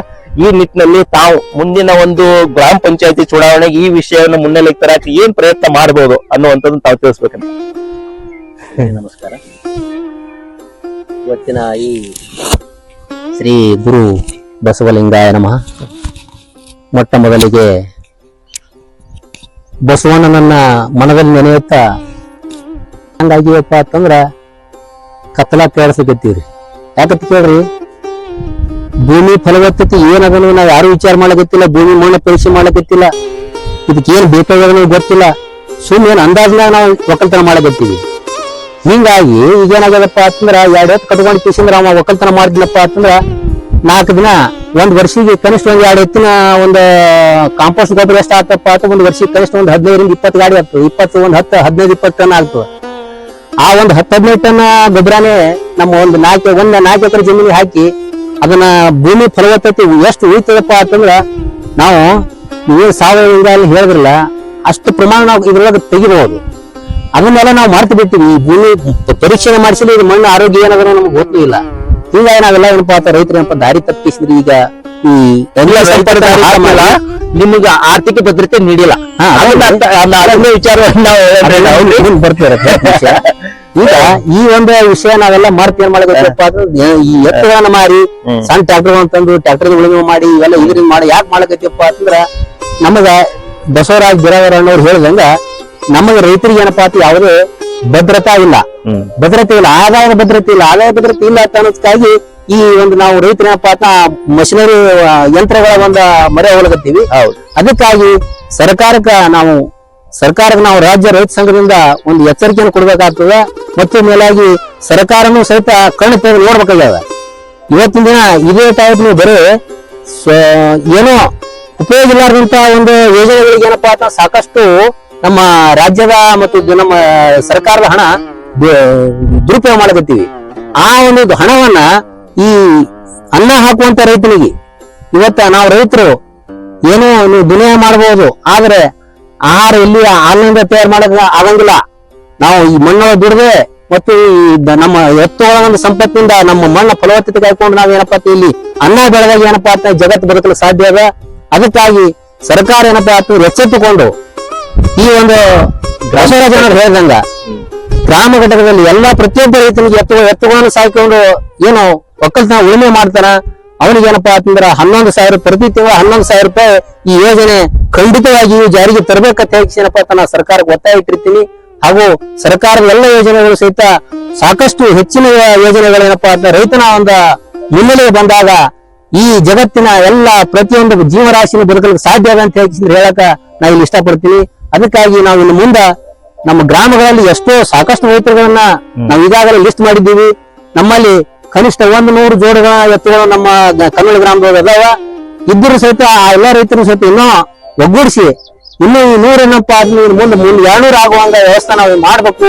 ಮತ್ತು ಈ ಗ್ರಾಮ ಪಂಚಾಯತಿ ಇದ್ರೊಳಗೆ ಏನಪ್ಪಾ ಅಂತ ನಾವು ಬಸವರಾಜ ಅಣ್ಣವ್ರು ಹೇಳ್ದಂಗೆ ಏನಪ್ಪಾ ಅಂತಂದ್ರ ಪ್ರತಿಯೊಬ್ಬರಿಗೂ ಇದ್ರ ಬಗ್ಗೆ ತಿಳುವಳಿಕೆ ಹೇಳಿ ಈ ಮುಂದ ನಾವು ಈ ಗ್ರಾಮ ಪಂಚಾಯತಿ ಒಳಗ ಈ ನಂದಿ ಆಧಾರಿತವಾಗಿನೇ ಮೆಂಬರ್ಶಿಪ್ ಮಾಡಿಸಿ ಅವ್ರಿಗೆ ಏನಪ್ಪಾ ಅಂತ ಮುಂದೆ ಅದನ್ನ ತಿಳುವಳಿಕೆ ಕೊಟ್ಟು ಮುಂದೆ ಶಾಸಕರು ಸಹಿತ ಅದೇ ಒಂದು ಮುನ್ನೆಲೆಯಿಂದ ಆರಿಸಿ ಬಂದು ರೈತರನ್ನು ಎತ್ತಿಡುವಂತ ಕೆಲಸ ಆಗಬೇಕು ಅಂತ ಹೇಳಿ ನಾನು ಸರ್ಕಾರಕ್ಕೆ ಈ ಒಂದು ವೇದಿಕೆ ಮುಖಾಂತರ ಒತ್ತಾಯ ಮಾಡ್ತಾ ಇದ್ದೀನಿ. ಅದೇ ರೀತಿಯಾಗಿ ಎಲ್ಲರೂ ನಾವೆಲ್ಲರೂ ಒಗ್ಗೂಡಿ ಈಗೆಲ್ಲಾ ರೈತರು ಏನಪ್ಪಾ ಅಂತ ಮಾಡ್ಲಕತ್ತಾರ ಒಕ್ಕಲ್ತನ ಈಗ ಎತ್ಕೊಂಡು ನಾವ್ ಕಾಣಿಸಲಾಗ್ಯಾವ್ರಿ ಈಗ ಬಾಳ ಯಾಕಂತಂದ್ರೆ ಎಲ್ಲರೂ ನಾವ್ ಹಿಂಗಾಗಿ ಎತ್ತ ಅದಕ್ಕಾಗಿ ಸರ್ಕಾರ ಇವೆಲ್ಲ ನಾವು ಮಾಡುವಂತ ಈ ಒಂದು ಚಿತ್ರೀಕರಣಗಳನ್ನ ನೋಡಿ ಎಲ್ಲ ರಾಜಕಾರಣಿಗಳು ಮತ್ತು ಜನಪ್ರತಿನಿಧಿಗಳು ಮತ್ತು ಸರ್ಕಾರದ ಒಂದು ಎಲ್ಲಾ ಅಧಿಕಾರಿಗಳು ಸಹಿತ ಇದ್ರ ಬಗ್ಗೆ ಚಿಂತನೆ ಮಾಡುವಂತ ವ್ಯವಸ್ಥೆ ಇದೆ.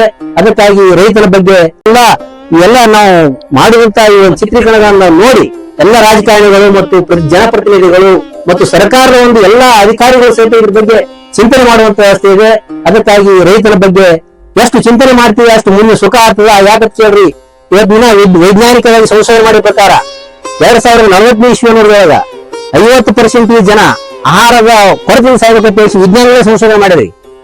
ಆ ರೀತಿ ನಿಟ್ಟಿನೊಳಗೆ ಏನಪ್ಪಾ ಅಂತಂದ್ರ ವಿಜ್ಞಾನ ಬರೀ ಅಲ್ಲೇ ಸಂಶೋಧನೆ ಮಾಡಬೇಕಾಗಿಲ್ಲ, ಎಲ್ಲಿ ಅದನ್ನ ಏನು ಯಾವ ಯೋಜನೆ ಇರ್ತಂದ್ರ ನಮ್ಮ ಒಕ್ಕಲ್ತನ ಮ್ಯಾಗ ಇರ್ತದ ಮತ್ತು ನಮ್ಗೆ ಅನ್ನ ಸಿಗ್ತದ ಅಂತ ಒಂದು ಗುರಿಗಳನ್ನ ನೋಡಿಕೊಂಡು ಅವ್ರೇನಪ್ಪಾ ಅಂತ ಈ ಯೋಜನೆನ ಜಾರಿ ಮಾಡ್ಬೇಕಂತ ಏನಪ್ಪಾ ಅಂತಂದ್ರ ಸರ್ಕಾರಕ್ಕೆ ನನ್ನ ಅನಂತ ಕೋಟಿ ನಮಸ್ಕರಿಸಿ ಈ ಒಂದು ಬೇಡಿಕೆಯನ್ನ ಸರ್ಕಾರ ಮುಂದೆ ಇಡ್ತಾ ಇದ್ದೀನಿ ಹೆಚ್ಚಿದ್ರೆ ಒಂದೆರಡು ಮಾತುಗಳನ್ನ ಮುಗಿಸ್ತೇನೆ. ಜೈ ಜವಾನ್ ಜೈ ಕಿಸಾನ್. ಓಕೆ, ಬಹಳ ಖುಷಿ ಆಯ್ತು. ಈಗ ನೋಡ್ರಿ, ಸರ್ಕಾರ ಅಥವಾ ರಾಜಕೀಯ ನಾಯಕರು ಅಂತಂದ್ರೆ ನಮ್ಮಿಂದ ಅವರೇ ಹೊರತು ಅವರಿಂದ ನಾವಲ್ಲ, ಹೌದಾ? ಹಾಗಾಗಿ ನಾವ್ ಎದಕ್ಕಾಗಿ ನಾವು ಅವರನ್ನ ಆಯ್ಕೆ ಮಾಡ್ತೀವೋ ಆ ಕೆಲಸವನ್ನ ಅವ್ರು ಮಾಡ್ತಾರೆ, ಹೌದಾ? ಹಾಗಾಗಿ ನಾವ್ ಯಾವುದೇ ರೀತಿಯ ಅಪವಾದ ದೂಷಣೆ ಅವ್ರಿಗಿಲ್ಲ. ಹಾಗಾಗಿ ಏನಾಗಿದೆ, ನಮ್ಮಲ್ಲಿ ಒಂದು ತಪ್ಪಿರುವಂತದ್ದು ಅಂದ್ರೆ ನಾವು ಮತ ಎದಕ್ ಕೊಡ್ತೀವಿ ಅಂತ ನಮ್ಗೆ ಗೊತ್ತಿಲ್ಲ. ಹಾಗಾಗಿ ಮುಂದಿನ ಗ್ರಾಮ ಪಂಚಾಯತಿ ಚುನಾವಣೆಯಲ್ಲಿ ನಾವು ನಂದಿಗಾಗೆ ಮತ ಮೀಸಲಿಡ್ತೀವಿ ಅಂತೇಳಿ ಎಲ್ಲರೂ ತಯಾರಾದ್ರು ಬಹುಜನರು ಗ್ರಾಮಗಳಲ್ಲಿ ಅಂತಂದ್ರೆ ಖಂಡಿತವಾಗಿ ಒಂದು ಯೋಜನೆ ಕಾನೂನು ಬಂದೇ ಬರ್ತದ, ಹೌದ್ರಿ? ನಾ ಹೇಳೋದು ಆ ಒಂದು ಕಾರಣಕ್ಕಾಗಿ ಈ ಒಂದು ನಂದಿಗೆ ಪೂರಕವಾದಂತಹ ಒಂದು ಕಾನೂನು ಮತ್ತು ಯೋಜನೆಯನ್ನ ಜಾರಿಗೆ ತರುವಂತಹ ಒಂದು ನಿಟ್ಟಿನಲ್ಲಿ ಒಂದು ಯಾರು ಸ್ಪಷ್ಟತೆಯನ್ನ ಮುಂದಿನ ಗ್ರಾಮ ಪಂಚಾಯತಿ ಚುನಾವಣೆಯಲ್ಲಿ ನೀಡ್ತಾರೋ ಅವರಿಗೆ ನಾವು ಪಕ್ಷಾತೀತವಾಗಿ ಯಾವ ಪಕ್ಷದಿಂದ ನಿಲ್ತಾರೋ, ಯಾವ ಜಾತಿಯಿಂದ ನಿಲ್ತಾರೋ, ಯಾವ ಧರ್ಮದಿಂದ ನಿಲ್ತಾರೋ ಅದು ಎರಡನೇ ಮಾತು. ನಮಗೆ ಮುಖ್ಯವಾಗಿ ಏನಪ್ಪಾ ಅಂದ್ರೆ ಅವರು ನಂದಿ ಯಾರು ಉಳಿಸ್ತಾರೆ ಅನ್ನೋದೇ ಬಹಳ ಮುಖ್ಯ ಆಗಿರೋ. ಆದ್ರೂ ಒಂದು ಸ್ಪಷ್ಟತೆ ಯಾರಿಗೆ ನೀಡ್ತಾರೋ ಅವ್ರಿಗೆ ಮತ ನೀಡ್ತೀವಿ ಅಂತೇಳಿ ನಾವು ಬಹುಜನರು ಒಗ್ಗೂಡ್ಬೇಕು. ಹಾಗಾಗಿ ನಾವು ಏನು ಜಗಲಿ ಮೇಲೆ ಏನ್ ಪೂಜೆ ಮಾಡ್ತೀವಿ ಬಸವಣ್ಣ ಇಟ್ಟು ಅವ್ರು ಮೊದಲು ತಯಾರಾಗ್ಬೇಕು ಅಂತ, ಅದೇ ರೀತಿ ಯಾರು ಮನಿ ದೇವರು ಬಸವಣ್ಣ ಆಗಿದಾನ ಅವ್ರು ತಯಾರಾಗ್ಬೇಕು ಮತ ನೀಡಾಕ ಅನ್ನೋದು. ಅದೇ ರೀತಿ ಶ್ರೀಶೈಲ ಮಲ್ಲಯ್ಯನ ಭಕ್ತರು ಯಾರೆಲ್ಲ ಇದಾರ, ಅದೇ ಶ್ರೀಶೈಲ ಮಲ್ಲ ಇರುವುದನ್ನೇ ಈ ನಂದಿ ಸಂಪತ್ತನ್ನು ಉಳಿಸಾಕ ಅವನ ಒಂದು ವಾಹನನೇ ನಂದಿ ಆಗಿರೋದು. ಆ ಒಂದು ಕಾರಣಕ್ಕಾಗಿ ಇದು ಏನ್ ಮಾಡೋಣ, ನಾವು ಒಟ್ಟು ಮತಗಳು ಕೂಡೀಕರಣವನ್ನ ಆದ್ಯತೆ ಆದ್ರೆ ಖಂಡಿತವಾಗಿಯೂ ಕೂಡ ಇದಕ್ಕೆ ಪರಿಹಾರ ಸಿಗ್ತದೆ ಅನ್ನುವಂತ ವಿಚಾರವನ್ನ ಇಲ್ಲಿ ವ್ಯಕ್ತಪಡಿಸ್ತಾ ತಾವು ಏನು ಇದಕ್ಕೆ ಸಮಯವನ್ನ ನೀಡಿ ಈ ವಿಚಾರವನ್ನ ಬಹುಜನರಿಗೆ ತಿಳಿಸಾಕ ಒಂದು ಅವಕಾಶವನ್ನ ಮಾಡಿಕೊಟ್ಟಿದ್ದೀರಿ. ತಮ್ಗೆಲ್ಲರಿಗೂ ಕೂಡ ಪೂರ್ವಕ ಧನ್ಯವಾದಗಳನ್ನ ಅರ್ಪಿಸ್ತಾ ಇದ್ದೀನಿ. ಧನ್ಯವಾದ, ನಮಸ್ಕಾರ.